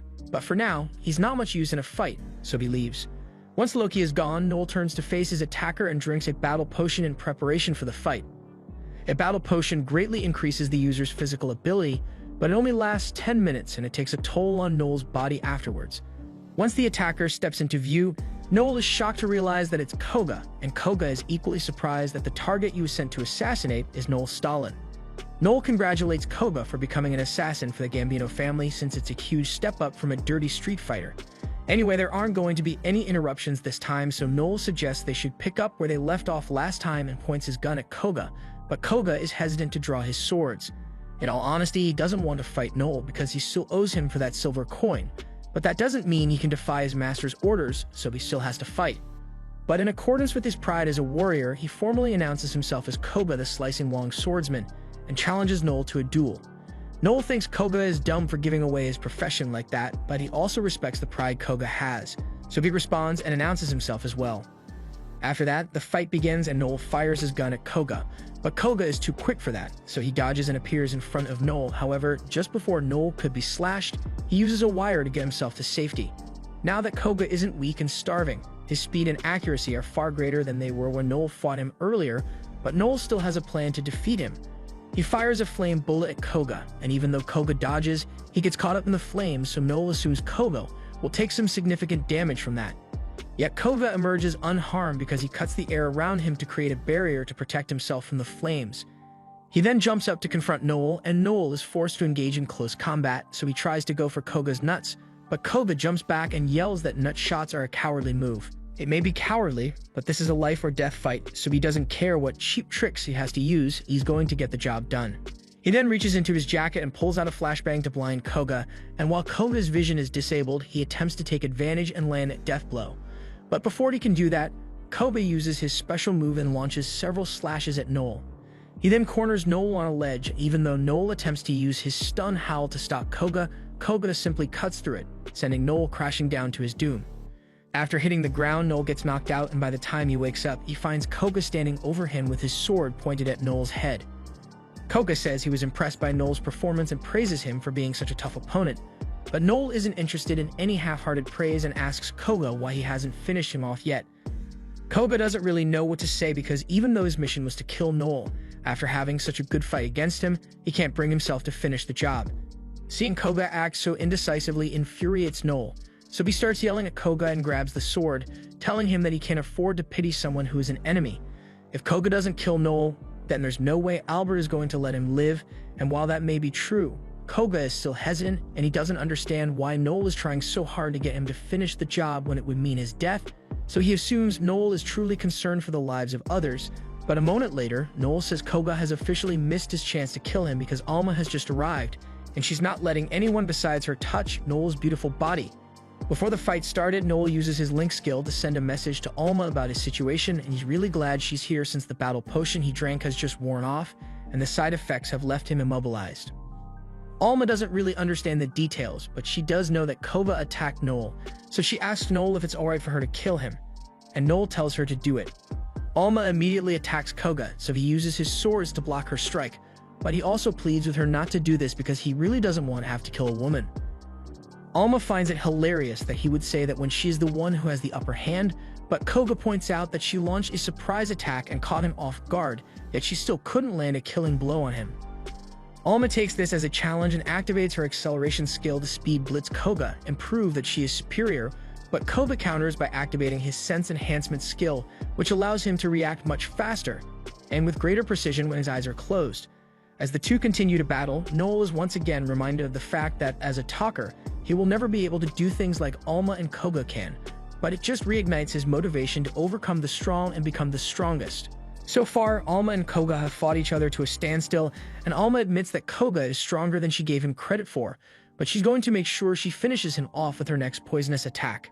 And since she is getting serious, Koga decides to embrace gender equality and prepares his insta-kill slash to one-shot Alma. However, before either of them could attack the other again, Noel fires a flare into the sky and tells Alma to retreat. Alma doesn't want to, but this is an order, not a request, so she begrudgingly agrees to back off. Noel tells Koga he has to leave as well since that flare he fired will draw the attention of the military police, and Albert will be really angry if the Imperial government finds out what he's trying to do here. As much as Koga doesn't want to walk away empty-handed, he has no choice but to listen to what Noel says, but before he leaves, Noel calls him back and says he has a message he wants Koga to pass on to Albert. The next day, Koga reports back to Albert about his failed attempt to kill Noel, but surprisingly, Albert seems really chill about it. He also hands Koga a box with Miguel's head inside it, but otherwise he's pretty chill today. He says he will forgive Koga for failing this time since he's in a good mood, but he had better not fail him a second time. Koga swears that he will get the job done no matter what it takes, and Albert is glad to hear that, so he dismisses Koga. But before Koga leaves, he remembers that Noel gave him a message for Albert. Quote, "Albert Gambino, I'm gonna take down your entire organization and send your ass to the gulag." Albert calmly asks if Koga is telling the truth, or if he's lying like the Chief of Minsk did, but there isn't a hint of deceit in Koga's face, so Albert starts tweaking out, and now he wants Noel to die even more. Koga and Albert's bodyguard, Leos, both leave Albert's office to let him cool down. and as they walk away, Leos tells Koga that he may have taken it a little too far with what he said, so Koga apologizes. Leos asks if he said that to Albert because he had Miguel killed, but Koga pretty much hated Miguel anyway, so he would have no reason to care that he died. But the real reason Koga felt compelled to deliver Noel's message is because he thinks Noel is an amazing person. Even though he's only a talker, he trained himself to the point where he could go toe-to-toe against someone like Koga, and Koga knows the training must have been excruciating for Noel. But even then, no amount of training will ever make him strong enough to defeat a combat class as a talker. Yet despite this fact, Noel has never once lost the look in his eyes that says he will become the strongest in the world no matter what. After hearing what Koga had to say, Leos tells him he's become infatuated with Noel. No homo though, he means Koga is infatuated in the sense that he respects Noel as a rival and wants to grow stronger alongside him. Now that Koga thinks about it, Leos so right, but he wonders how Leos has so much experience on this topic, so Leos explains that he too has experienced something similar, but that was a long time ago. The next day, Albert pulls up on Noel while he's at the Seeker's Tavern, and he's looking to make Noel pay for what he said. He's got A-rank Leos and a couple of B-rank Seekers outside, so he's really confident that he can take Noel out today, and plops down at Noel's table to confront him. He then grabs Noel's bottle of wine and starts chugging it as a display of superiority, but he absolutely hates how the wine tastes. Despite being outnumbered, Noel calmly roasts Albert and tells him it's bad manners to drink someone else's wine without invitation.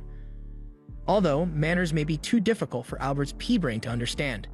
Albert gets up in Noel's face in anger, so Noel tells him to back off since his bad breath is ruining Noel's appetite. Albert feels insulted, so he threatens to cut Noel's tongue off, but just before he can actually do anything, one of the Seekers in the tavern walks up behind him and tells him to stop. He has no idea what kind of beef Albert has against Noel, but he wants to make it clear that no matter the reason, he is not allowed to attack any Seekers in this tavern.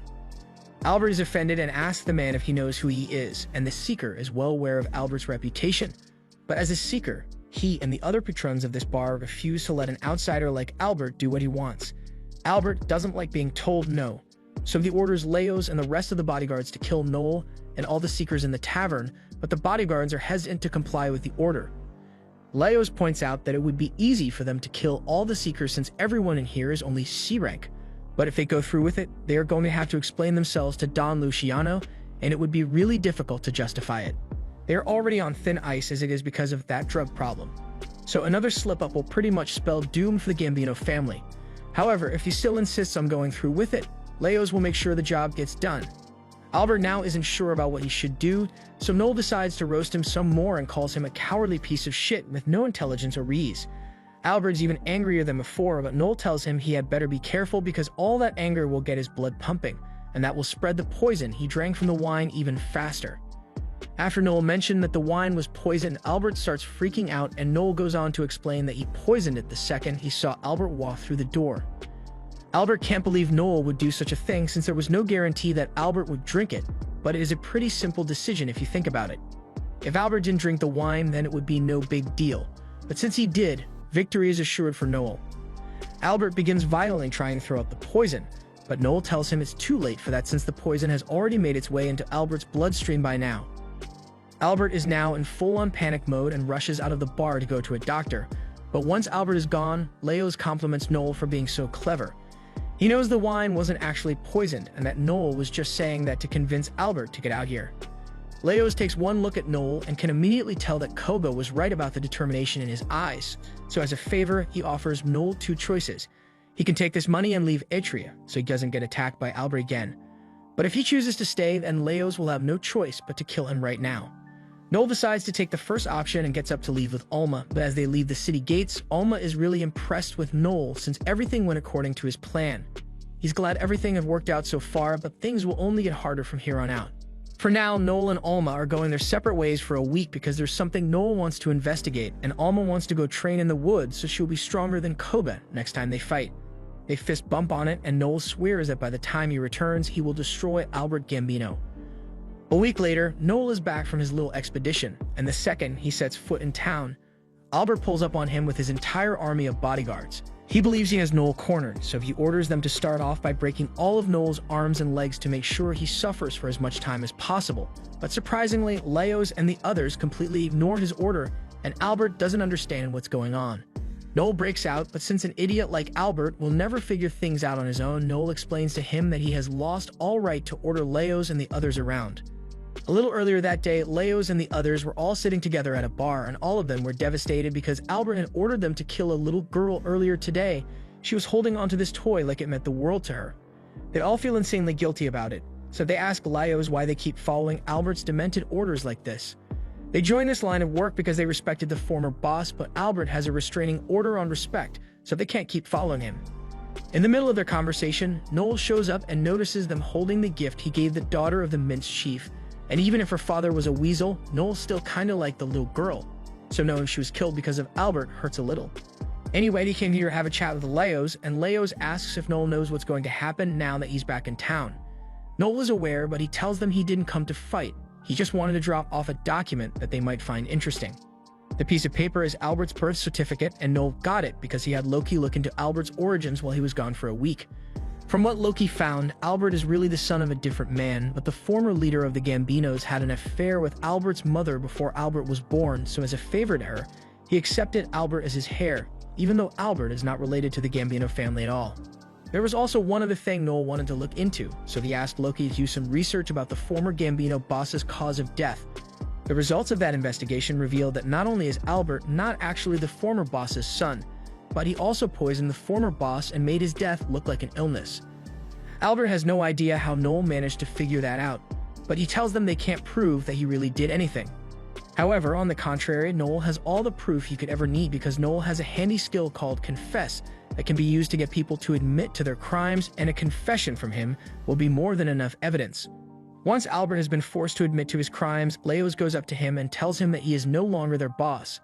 He is immoral, stupid, and heartless, so they can't justify serving a man like him, but at the same time, regardless of his actions, the former boss did name Albert as his successor, so Leos is going to give him one last chance to redeem himself.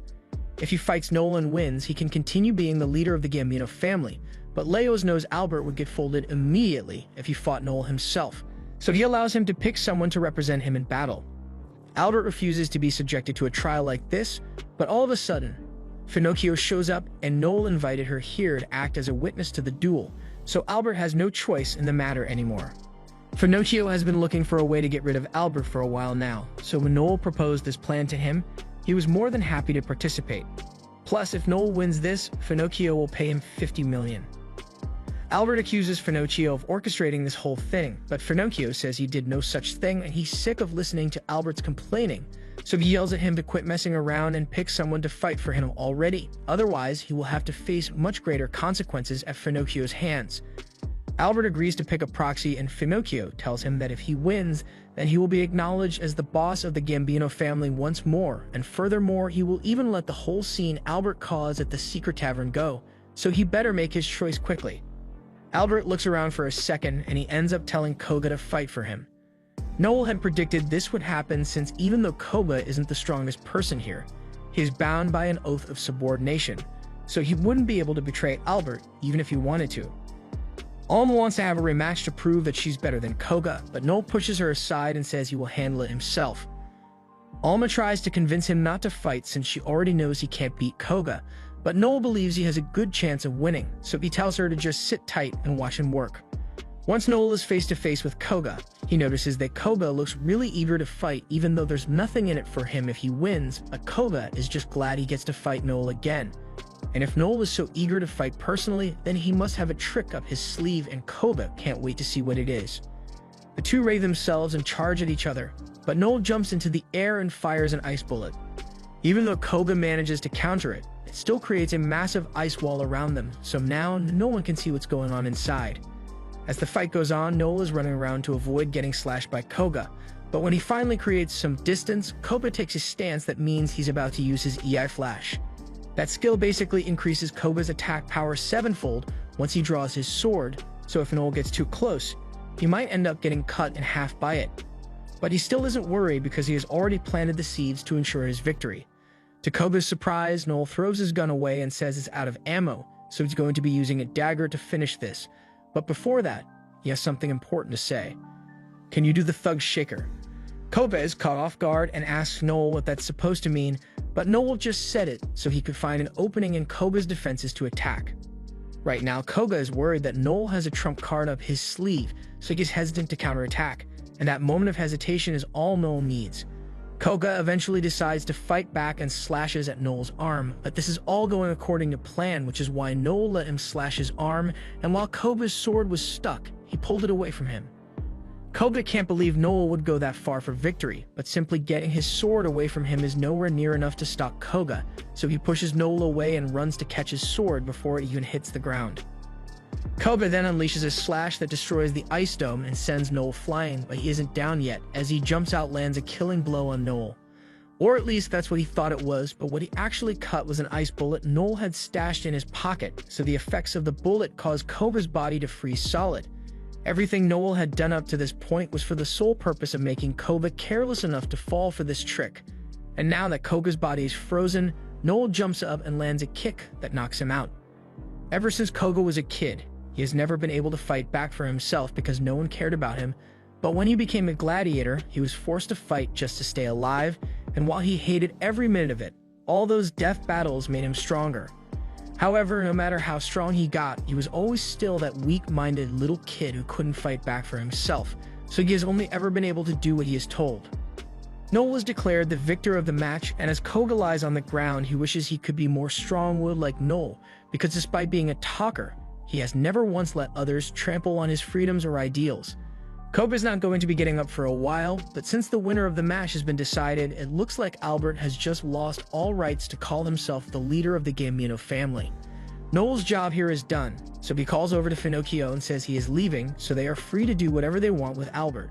Before Noel leaves, Leos compliments him on his incredible fighting ability and thanks him for finally getting rid of Albert, so he says that if there's ever a time when Noel needs help, he will be happy to offer any assistance he can. But Noel turns down the offer and says he doesn't want to associate himself with the Gambino family any longer. Noel and Alma head to a nearby building where Alma starts patching up his wounds, and she tells Noel he was being far too reckless in his fight. That final kick he delivered to Koga's chest was way too risky, because Koga could have easily countered it if he had been expecting it. Noel says everything worked out in the end, so she shouldn't be worrying about it, but Alam reminds him that fighting is her job, and Noel's job is to be the commander, so she doesn't want him to keep getting into reckless fights personally. Noel apologizes and promises that he won't do it again, so Alma tells him he can always rely on her when it comes to fighting. Just then, Finocchio walks into the room, and he congratulates Noel on doing such a good job, but there's something he wants to talk to him about. Noel asks if this has anything to do with the payment he's supposed to get for defeating Albert, because if so, he won't be allowing any discounts. But Finocchio laughs and says he would never try to bargain with such a thing because this was a really good deal for him. He got rid of an incompetent rival, and all without having to take on any personal risk, so Noel earned every bit of that 50 million, but there's something else he wants to talk about with Noel in private, so he asks Alma if she can leave the room for a bit. Noel tells Alma it's alright, so she leaves the room, and as soon as she is gone, Finocchio gets straight to the point and asks Noel to join his Luciano family. He promises to treat Noel well, and if he wants, Finocchio is even willing to make Noel the leader of the Gambino family. Noel finds the idea amusing, but he reminds Finocchio that he is only 16, so how could he possibly lead an entire family by himself? Finocchio tells him age is irrelevant in the matter. The only thing that's important is the fact that Noel has got the guts to do it. Noel admits that Finocchio is right about that, but Noel has already turned down this invitation once before, so Finocchio should know by now that there's no way Noel would ever serve under anyone. Finocchio asks Noel if he's sure about that answer, and Noel says he is sure, so Finocchio informs Noel that his class is an A-rank Punisher, and as such, he has access to a pretty interesting skill. All of a sudden, Noel realizes that something is terribly wrong, and as he looks up, he sees that Finocchio is literally holding his heart in the palm of his hand. Noel checks to make sure, and just as expected, he has no heartbeat in his chest, so Finocchio begins explaining how the skill works. The judgment skill allows him to remove the heart of his target against their will after they refuse a request from him twice. But even though Noel has no heart right now, he is still alive because the heart is still spatially linked to his body. However, if Finocchio steps more than 5 meters away from Noel or crushes his heart, Noel will die. Finocchio thinks Noel is a little too talented to be left on his own because he will eventually become a problem for the Finocchio family. Noel asks if Finocchio intends to kill him before it becomes a possible threat, and that's exactly what Finocchio intends to do, but he is willing to give Noel one last chance. so he asks him again to join the Luciano family. At this, Noel laughs and says he will never agree to that. He gets up, so Finocchio tells him trying to fight is pointless because his heart won't go back into his chest unless Finocchio dispels the skill. However, this doesn't stop Noel as he continues approaching Finocchio and declares that he will indeed become the greatest seeker that has ever lived, so great in fact that the Luciano family would never be able to touch him. So with that in mind, Finocchio has the right idea when he says the best thing to do is kill him now. He encourages Finocchio to do it, but he also reminds him that the second he does it, he will be admitting that he is a coward. He is so scared of Noel that he decided to kill him while he is still weak, rather than have to deal with him once he becomes strong. Whether Finocchio chooses to kill him now or not, Noel makes it clear that he will bow down to no one. So even though Finocchio is the one holding Noel's heart in his hand, Noel has managed to grip Finocchio's heart with fear. Finocchio backtracks and says he was only kidding about killing him, so he returns Noel's heart to his chest. He then apologizes for the misunderstanding and turns to head out, but before he leaves, he reminds Noel that he can't take back what he has said, so he better makes it to the top of the world of Seekers for real. Finocchio then leaves, and as he is walking out, he locks eyes with Alma, who looks like she's on the verge of murdering him after that little stunt he pulled in there, but she doesn't do anything, so he keeps walking and returns to his carriage where Albert is being held. As soon as Albert spots Finocchio, he begins begging for his life because he doesn't want to be killed, and Finocchio finds it a little annoying to look at Albert's pitiful face, but he has a good idea, so he says he won't kill Albert. But he does ask him if he has ever seen the Human Centipede movie, so it's clear that Albert is in for a terrible time now that Finocchio has him. The next day, Noel meets with Koga and shows him that he is now in possession of the contract of subordination that binds him as a slave. Koga thinks this means Noel wants to become his master, but Noel says he has no use for a slave like him. It's true that Koga is decently powerful, but compared to the rest of the Seekers in this world, he is still pretty much a weakling. And more importantly, Noel wishes to stand atop the world of Seekers, so he doesn't have time to take care of a weak little puppy because what he needs is a fierce wolf. He hands Koga the contract and tells him he's a free man, so he can do whatever he wants now. And now that he's free, Noel asks him what he wants to do. Koga has spent his whole life being used by others, so when given the opportunity to be free, he doesn't really know what to do with himself. But he does know one thing, and that's the fact that he wants to be by Noel's side to watch him achieve his dream. So if Noel needs a fierce wolf, then that's what he will become. He asks Noel to allow him to join Blue Beyond, and Noel is more than happy to have Koga on the team.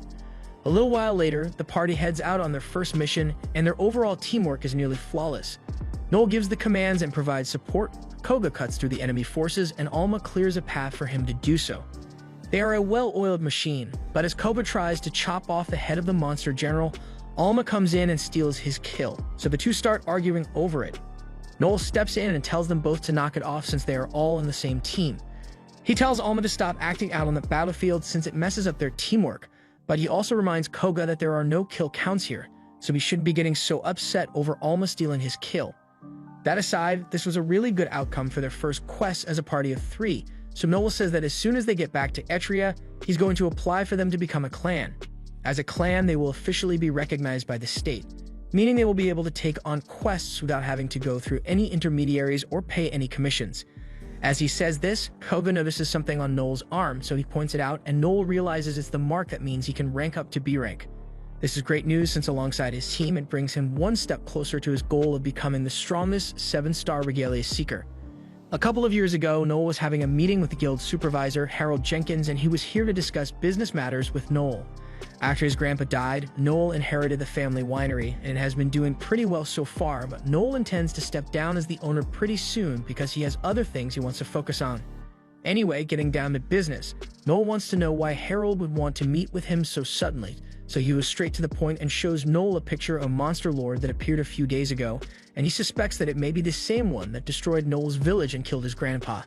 Noel is shocked, but he had his suspicion that the Lord might have survived that fight because on the day of the tragedy, there were 2 things missing from the battlefield: the Lord's body and Overdeath's axe. He asks the guild supervisor if the monster has been dealt with, so the supervisor tells him that a major clan was sent out to take care of the Lord, but they were all wiped out, and by the time they sent the Supreme Dragon after it, the Lord had already returned to the Void. The fact that the monster returned to the Void is pretty alarming because monsters usually invade this world because of their overwhelming instinct to conquer it, but the Lord must be manifesting itself with clear intentions. After its second appearance, it is believed that this thing might have reached the level of the Valiants from the 13th layer of the Abyss. There are currently 10 known Valiants, and each one of them is said to be capable of wiping out the entire world if left unchecked. Although the last time a Valiant manifested itself in their world was 40 years ago, and for the first time in Rayman history, it was actually defeated by Noel's grandpa. Up until that point, everyone thought the best they could do was force the Valiants back into the Abyss if they came through, but Overdeath proved that defeating it was possible. Still, he is worried that the appearance of the Lord might cause another great catastrophe. After hearing all this, the look on Noel's face wasn't one of fear, but rather one of determination to become strong enough to take that Lord down if he ever encounters it. Harold recognizes that look in Noel's eyes as the same one that Overdeath had since he was good friends with him while he was alive. He tells Noel he can't wait to see what kind of seeker he's going to become in the future. And back in the present, Harold sees Noel and his friends walking up to his office. Once Noel and the others get in, Koba is feeling really nervous since he is worried he might say something wrong and get them rejected, but Noel assures him that this is just an evaluation for their clan formation request, so they are just going to be asked a bunch of simple questions, and Noel is absolutely sure they will be accepted. Just then, they feel a terrifying presence at the door, so they all instinctively react and get into battle position, but it turns out that it was just Harold. He says that there's no need for them to be so nervous and tells Noel it's nice to see him again. He is the one in charge of reviewing their clan application, so he sits down across from the group and begins reading off their report. It looks like they already acquired a clan house as well as the 20 million for the security deposit, so it's clear that they thought this through before applying. Noel adds that he plans to rank up to B rank immediately after his clan is approved, and so does Alma, although Koba hasn't met the requirements for a rank up yet.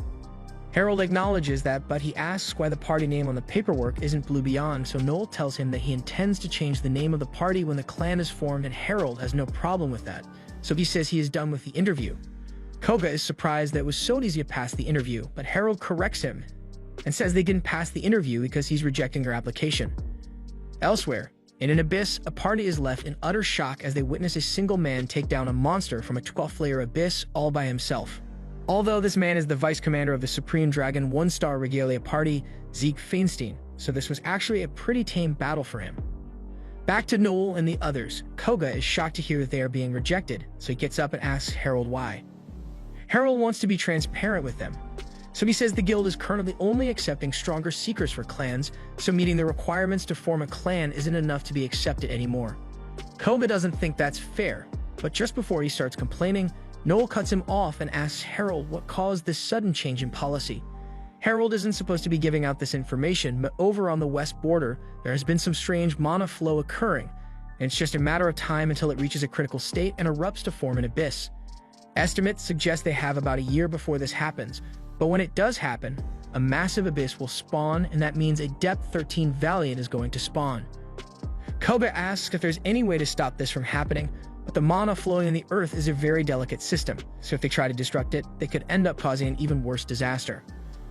Alma asks if there's any way for them to kill the Valiant then, and Harold says it's possible, but it would require the joint effort of all the 1, 2, and 3-star Regalias combined, and even then, as someone who has first-hand experience with Valiants, Hard isn't sure they will be able to win.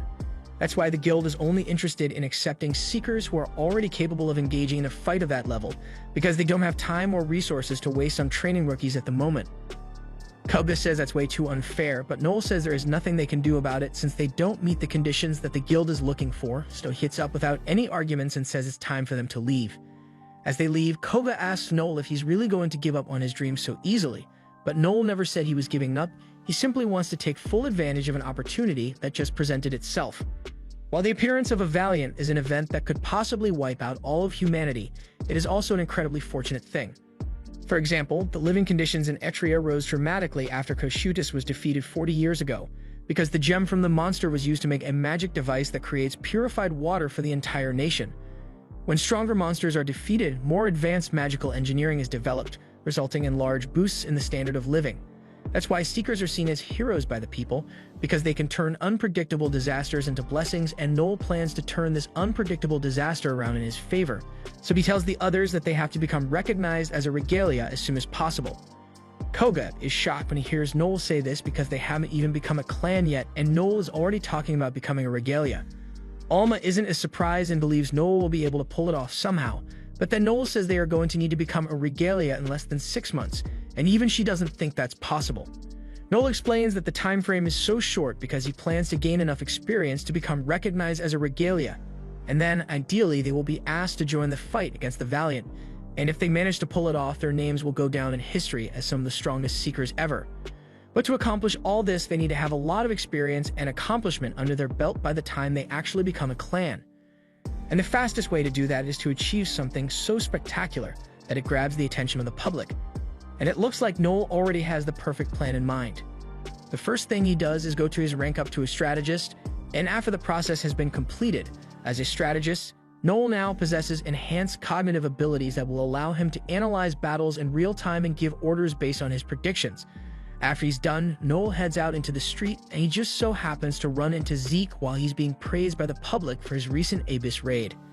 As soon as Zeke notices Noel, he goes over to him, and Noel is a bit cautious about this interaction since Zeke is one of the only 3 people to reach X rank. The other 2 are Leo, the leader of the Kingslayer clan, and the other is Victor, the current leader of the Supreme Dragons. Zeke seems interested in Noel and asks if he was the one who overthrew the Gambino family a couple of days ago, but Noel tries to play dumb and says he doesn't know anything about that. However, Zeke is fooled by Noel's act and is already aware of how capable he is, so Noel gives up on playing dumb and asks Zeke what he wants. Zeke says he wants to recruit Noel into his clan, but before he's even done speaking, Noel cuts him off and says he refuses to work under anyone. Zeke can tell by the look in Noel's eyes that he is firm on that decision, but at the same time, Zeke is the kind of guy who is willing to do whatever it takes to get what he wants, even if it means using force. Noel tells him he is welcome to use as much force as he wants, but if Noel were ever going to follow orders from someone, he would have to recognize that person as the strongest. Victor is pretty old already, so he is well past his prime, so that leaves Zeke and Leo as the top Seekers. And if Zeke wants to lead Noel, he is going to have to prove that he is stronger than Leo. However, there's no way Zeke could ever actually do that, since if he and Leo fought, one of them would be guaranteed to die as a result. Noel doesn't care though and tells Zeke he will only have the right to recruit him once he has proven that he is the strongest.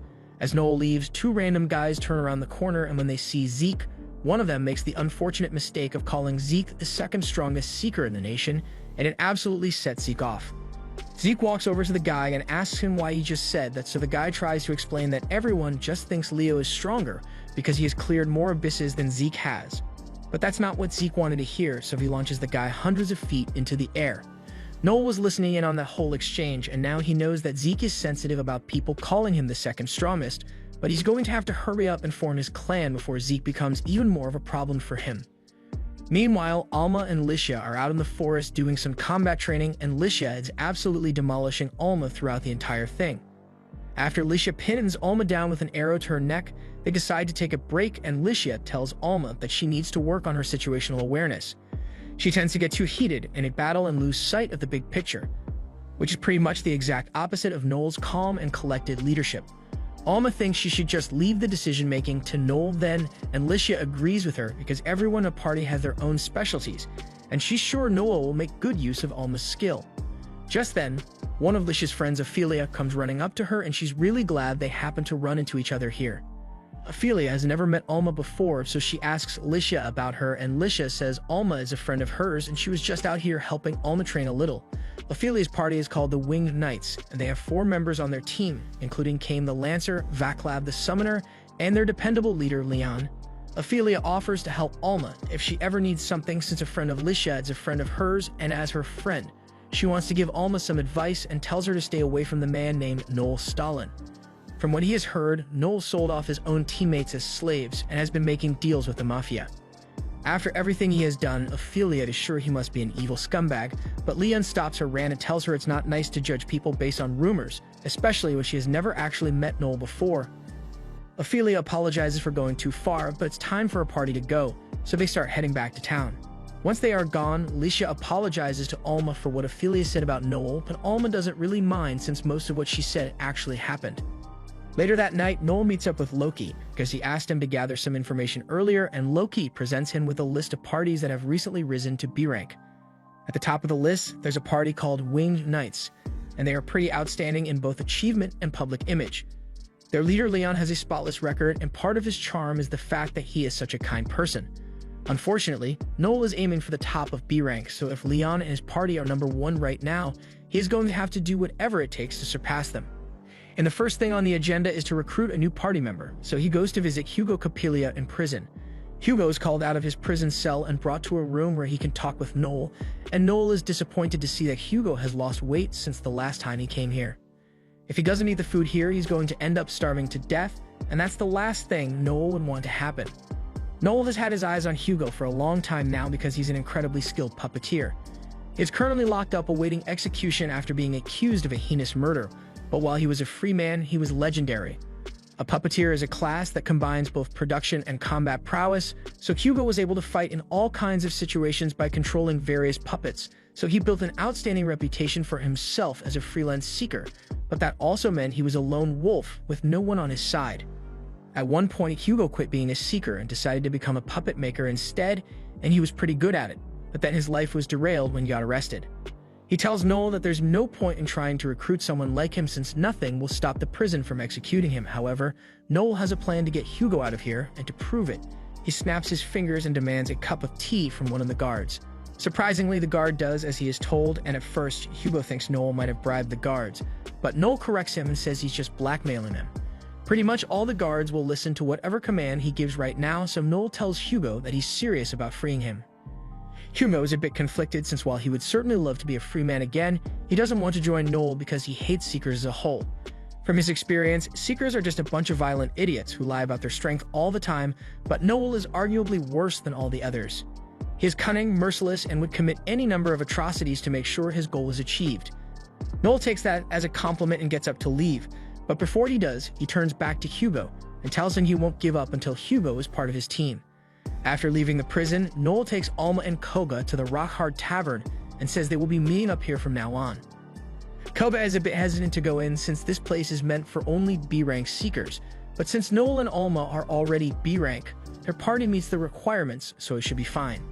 As soon as Noel and the others walk in, all eyes are on them since this is their first time here, but this one big guy is feeling particularly offended by the new group's presence, so he walks up to Noel looking to cause trouble. First, he calls Noel a bitch for having such a pretty, scarless face, but Noel counters and says the only reason Edgar has so many scars is because he's an incompetent fighter. At this point, Edgar is ready for a fight, but Noel has a secret weapon to stop him and proceeds to state Edgar's home address, the fact that Edgar's wife is pregnant, and even the name he decided for his baby. Edgar is shocked and asks how Noel knows all this, but Noel doesn't answer him and instead starts talking about how much of a shame it would be if Edgar's house suddenly caught fire with his pregnant wife inside. But if he still wants to fight, then he is more than welcome to throw the first punch. Edgar isn't willing to risk his family's safety, so he backs away from Noel. And while Noel's still got the attention of everyone in the bar, he introduces himself to make sure no one messes with him again. The group then sits down by the bar, but Noel reminds them that they aren't just here to eat and drink, they've got an objective to fulfill. And as luck would have it, their objective walks right a moment later. As the Winged Knights head for their table, Ophelia notices Alma at the bar and she's surprised to see her here. Noel uses his telepathic talker skill to ask Alma how she knows Ophelia, so Alma explains that she ran into Ophelia while training, but they only met once, so it's not like they are friends or anything. She also warns Noel that Ophelia pretty much hates him, but that's good news for Noel since it makes instigating a fight with her a lot easier. He seizes the opportunity and introduces himself to Ophelia as Noel Stalin, and the second she hears that name, the smile on her face disappears. She starts yelling at Noel for doing something as evil as selling his own party members off as slaves, but Noel tells her he regrets nothing and he'd gladly do it again under the same circumstances. Hearing Noel say this makes Ophelia so angry that she tries to attack him, but before she could get close, Koga grabs her hand and warns that if she wants to get to Noel, then she's going to have to go through him first, and he's more than willing to draw his sword if he has to. Just then, Leon notices the commotion and comes over to check if Ophelia is alright, but Noel tells him that Ophelia is the one at fault here. She just attempted to attack him out of nowhere, so it's natural that his party would defend him. Now that he says it out loud, Ophelia realizes how bad her actions sound, so she apologizes to Leon for losing her cool like this, and in turn, Leon apologizes to Noel on behalf of his party member. Noel says it's fine since you can't blame an idiot for doing idiotic things, but Leon doesn't appreciate Noel insulting his party member. While Ophelia may have acted out a little, that doesn't give Noel the right to call her an idiot, but Noel pretty much tells Leon he's an arrogant piece of shit if he thinks he has any right to go tell Noel how to behave. Leon gets angry, but he doesn't want to end up crashing out, so he turns around and leaves with the rest of his party. After Leon is gone, Koba asks Noel if it was really necessary to go that far since Leon looked like he was genuinely trying to apologize back there, but this is all a part of Noel's plan. He fills Koga and Alma in on the details, and after listening to him, they are both shocked by how nasty Noel's plan is, but Noel explains to them that it's eat or be eaten out here in the Seeker world. But it's not necessarily the weak ones who lose, it's the ones who become overconfident who meet their downfall. And Noel intends to use Leon and his party as stepping stones for his own growth. Meanwhile, over in Harold's office, his granddaughter asks him who he'd like the raid captain to be for the Valiant Abyss that's coming. Harold tells her it's rude to talk to him like that because even if he's her grandpa, he is still her superior. But Marion doesn't care and asks him to just answer the question. Personally, she thinks the raid captain should be Leo Aiden, even if he's a lazy bastard. His strength is second to none. There's also Zeke to consider, but Marion really doesn't think Zeke can match up to Leo's strength. Harold says he thinks Noel will become the raid captain, but Marion thinks Harold must be joking since he already rejected Noel's application to form a clan, but even so, Harold is confident Noel will find a way to pull it off. He's so confident, in fact, that he's willing to make a little bet with Marion over it. If Leo becomes the raid captain, then Harold is willing to let Marion become the head of the Jenkins family. But if Noel manages to become raid captain instead, then Marion has to attend etiquette school. Marion doesn't like the idea of having to sit through etiquette school, but she is not one to turn down a bet, so she agrees. Later that night, Keem is walking down the street when he notices two drunk buddies talking about their future, and it reminds him of his childhood with Leon. Leon has always been a pure-hearted guy, but that often led to him getting bullied by the delinquents of his village since they hated how he constantly snitched on them. Leon felt it was the right thing to do since the delinquents were stealing stuff, but the delinquents refused to acknowledge their wrongdoing and intended to beat him up some more, but before they could, Keem came to his rescue. The bullies ran away the second they saw Keem, and Keem asks Leon why he didn't fight back against them. His class is a swordsman, so he would easily have knocked all the bullies out in no time, but Leon didn't think it was right to return violence with violence. Keem saw that Leon was serious about wanting to do the right thing, so he suggests the two of them should become Seekers. After all, there's nothing more righteous than ridding the world of the monsters that come from the Abyss. Years later, they formed their party and were fighting a monster in the forest, but Leon couldn't finish it off because Keem was holding the monster back. If he used his finishing move, then he might accidentally hit Keem in the process, but Keem tells him there's no need to worry about him since he will just dodge out of the way at the last second. Leon was hesitant, but since Keem seemed so confident he could make it out, he went in for his finishing slash and completely obliterated the monster, clearing the Abyss. This was the first time their party had ever actually cleared a level 7 Abyss, but while the others were celebrating, Leon ran to check on Keem to make sure he was alright. Thankfully, Keem was alright, and he was sure this victory would help their party move up in the world. They were initially called Twilight Glint, but that name kinda sucked, so people started calling them Wingmates instead as a reference to Leon's ultimate move. So there's no doubt that Leon is what makes their party so special. Back to the present, Keem is at a bar with Leon and asks why he got so heated when he confronted Noel earlier. Leon doesn't really understand why he was so upset, but Keem figures it must be jealousy. After all, Noel became a Seeker recently, yet he has already achieved B rank and is acting all high and mighty. Leon realizes he really is jealous of Noel, but that doesn't mean he is sour about it. He can respect the hard work and determination Noel must have to have risen through the ranks so quickly. Keem is glad Leon was able to resolve his feelings, but even if he accepts that Noel is talented, that doesn't mean they should just sit back and let Noel surpass them. He pulls out a letter he had received from the guild saying that all capable parties should form a clan, and he thinks this is a great opportunity for them to grow as a party. The others in the party also got the same letter, including Leon, which is what he'd intended to discuss when he invited everyone to the bar earlier, but then the incident with Noel happened, and he ended up leaving early. Everyone already agreed to go with whatever Leon decides, so Leon says he wants to form a clan, and the next day, he and Keem head to the guild to submit their application. However, Harold rejects them. Leon doesn't understand why since his party meets all the requirements to form a clan, and Harold admits that under any other circumstances, Leon's party would have been accepted. But a Valiant will be appearing in a year's time, so the guild is only offering clan titles to parties who are capable of fighting immediately. Keem says that won't be a problem since his party is more than capable of fighting in the raid. In fact, they've recently taken down a level 7 Abyss by themselves. But if that's the case, Harold asks why they didn't apply to become a clan immediately after their monumental victory. The issue here is the fact that Leon's party isn't serious about becoming stronger, and without that obsessive drive, they won't be able to improve enough to fight the Valiant in a year's time. Keem gets angry and asks why Harold sent them this letter if he was just going to reject them. But Harold takes one look at it and tells the two that he never sent out such a letter, so this must be a fake someone sent as a prank. Since there's nothing left to discuss, Harold says their interview is over, but before he walks away, Leon pleads with him for a second chance to prove that his party has what it takes to become a clan. So Harold says he will accept them if they can complete a test. The test is to defeat a level 8 Abyss monster, and if they can do that, Harold will acknowledge them. However, there's another party who begged for a second chance, so this test will be a competition between Leah's party and Noel Stalin's party. Harold sits both groups down to properly explain the rules to them, and he tells them their objective is to kill the level 8 Abyss monster known as the Dantalion. The Dantalion is especially difficult to deal with because it is able to read minds, and it is known to have a sadistic personality, so all seekers who have failed to kill it has been tortured to death by the monster. Harold says the first party to kill this monster will be declared the winner, but Noel wants to leave no room for misinterpretation, so he asks if that means interference is allowed among parties. Leon objects to this since he and his party have a firm rule against killing humans, but Harold tells him there's no need to worry about that since the guild forbids murder. And although you are allowed to attack the opposing party to give yourself an advantage, you must ensure that the other party survives no matter what.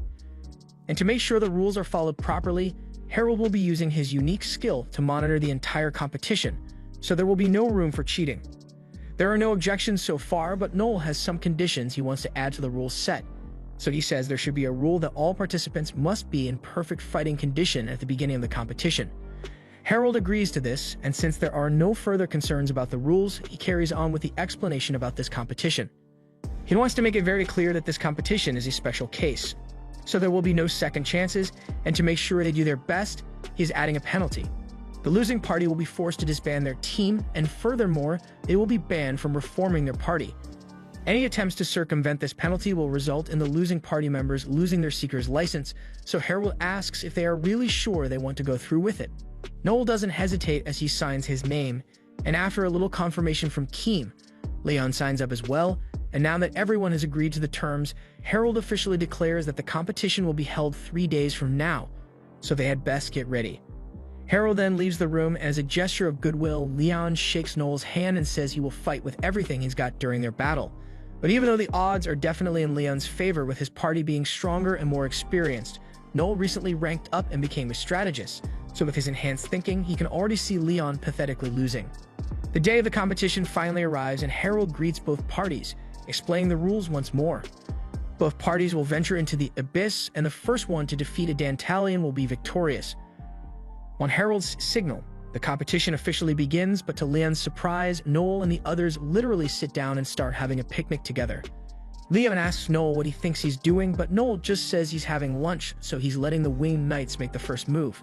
This makes no sense to Leon, so he starts yelling at Noel to take this seriously, but Keem stops him since there's no point in wasting time on him.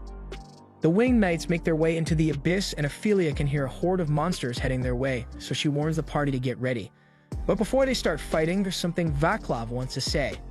He tells Leon that Noel actually approached him before the match and tried to convince him to betray the party. Of course, Vaclav turned him down, but he's just mentioning this in case Noel approached any other party members. And as it turns out, both Keem and Ophelia were approached by Noel as well. Leah was shocked that Noel tried to convince everyone in the party except him to become a traitor, but the others tell him there's no need to worry since they would never betray him. And the things Noel was saying didn't even make sense to him at the time, since he kept telling Vaclav he would be free if he betrayed the party. They think he was just trying to create suspicion to throw them off their game, so it's a good thing they were able to clear up any misunderstandings immediately because that horde of monsters just arrived, so they are going to have to fight with everything they've got.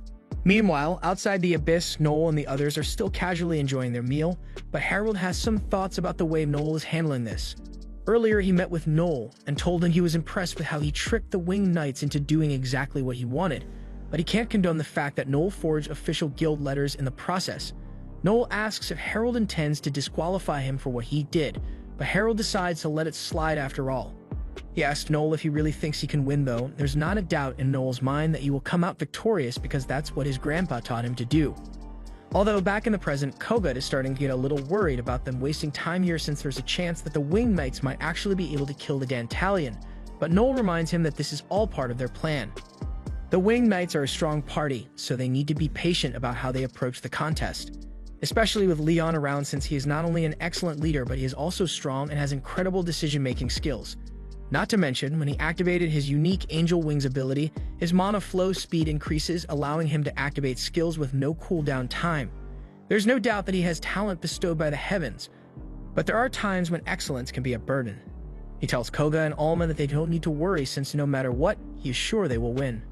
After all, he has already planted the seeds of mistrust that will end up splitting the Winged Knights up, because he told everyone, except Leon, what's going to happen. Leon is going to end up betraying them. Before the match, Noel went to see Keem at the bar, and the second Keem noticed Noel, he became hostile. But Noel reminds him of the rules they set regarding interference. All they said was that all participants must be in perfect fighting condition, so no attacks before the contest would happen. So under those rules, Noel approaching him like this wouldn't count as interference. But if Keem tries to chase him off with violence, that would constitute a rule violation. Now, while he has Keem's attention, Noel gets the point and asks Keem to betray Leon. Keem bursts out in laughter because he can't believe Noel actually thought he would betray Leon so easily. But just out of curiosity, he asks what he would get in return. Noel answers that he would get to be free from Leon's shadow. Once Keem hears this, he stops laughing, so Noel continues and says it is clear that the Winged Knights are a lopsided party with a majority of their strength coming from Leon. Even if they did end up forming a clan, they wouldn't be able to keep up with Leon, since no amount of hard work will be able to match up to Leon's raw talent. Keem admits that Noel is right about Leon being the strongest in the party, but he still wants to support him with everything he has because they are sworn brothers. But as Keem was leaving the bar, Noel told him that if he didn't betray Leon, then Leon was going to end up betraying him first.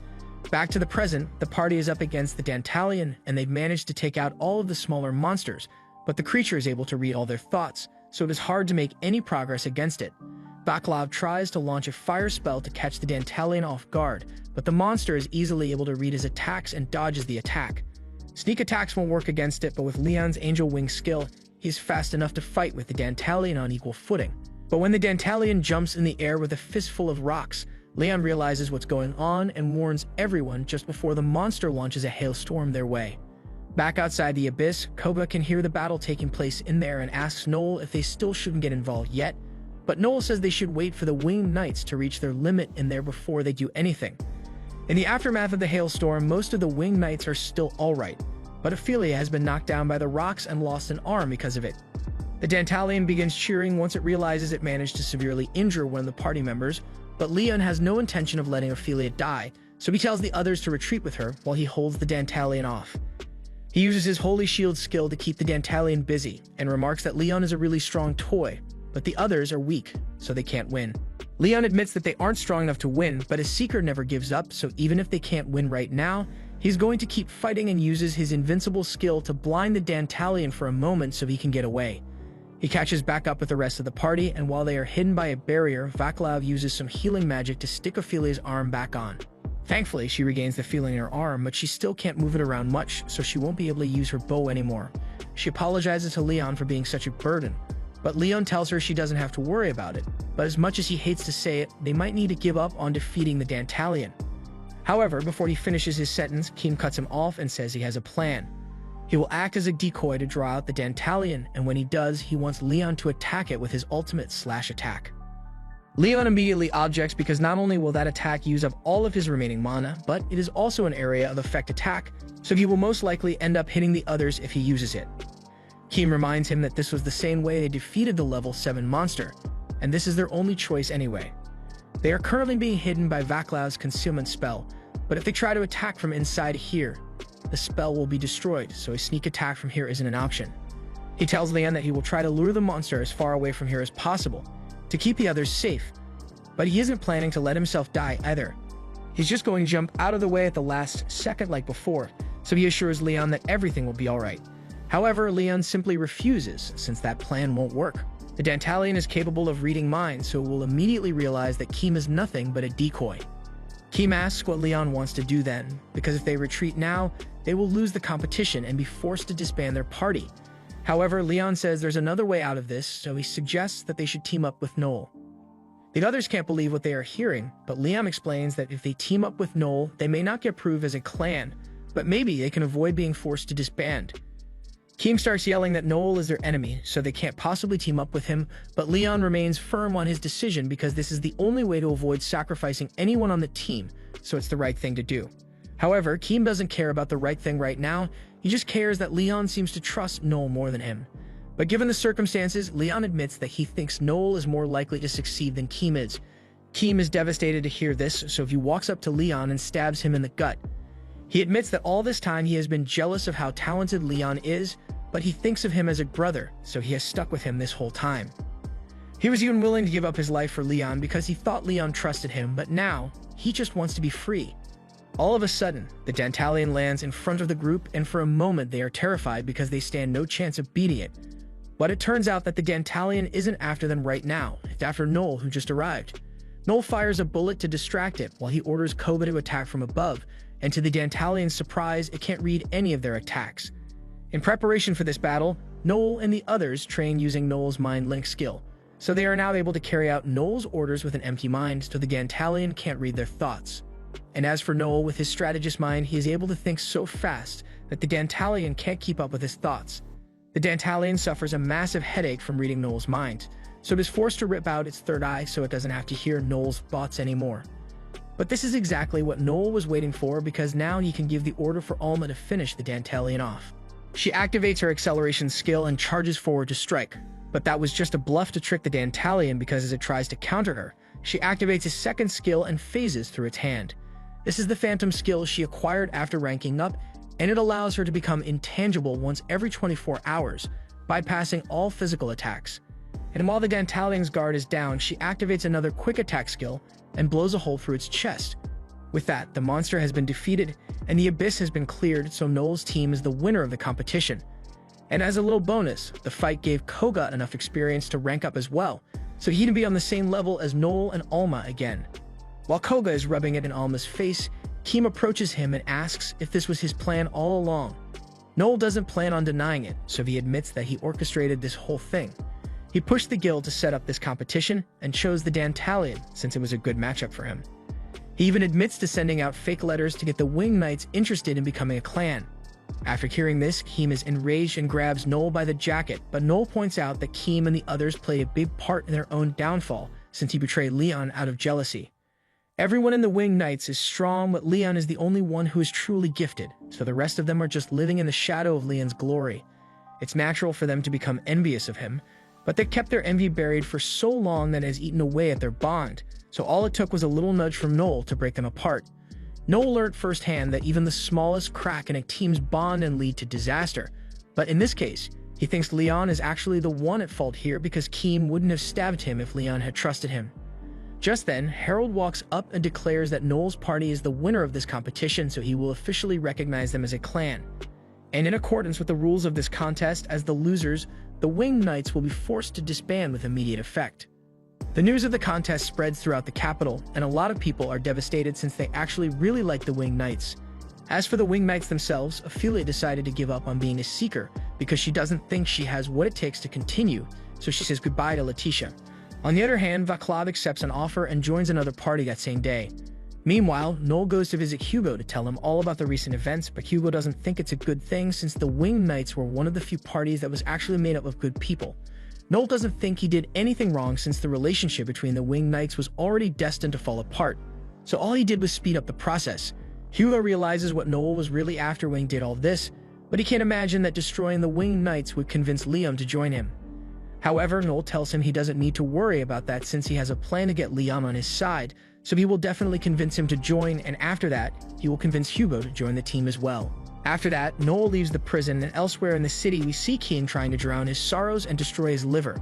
Keem asks the bartender for another drink, but at this point the bartender is seriously worried that Keem is trying to drink himself to death, so he cuts him off for the day. He knows what happened to Keem, but he reminds him that he is still a young man, and there are plenty of parties out there that he can start fresh with. However, Keem doesn't think he can ever move on from what he did. Now that he thinks back on it, if Leon had actually agreed to Keem's plan, he would have died because there was no way he could ever pull it off. So the choice Leon made at the time was the best way he could protect everyone given the circumstances, and Keem went and stabbed him for it. He's never going to forgive himself for that, and even the bartender tells him he fucked up there. But drinking to the point of liver failure won't solve anything. Right now, there's something much more important that he needs to do, and that's to set Leon free. Keem doesn't understand what the bartender is talking about, so the bartender explains that Leon is probably blaming himself for what happened right now and is unable to move on.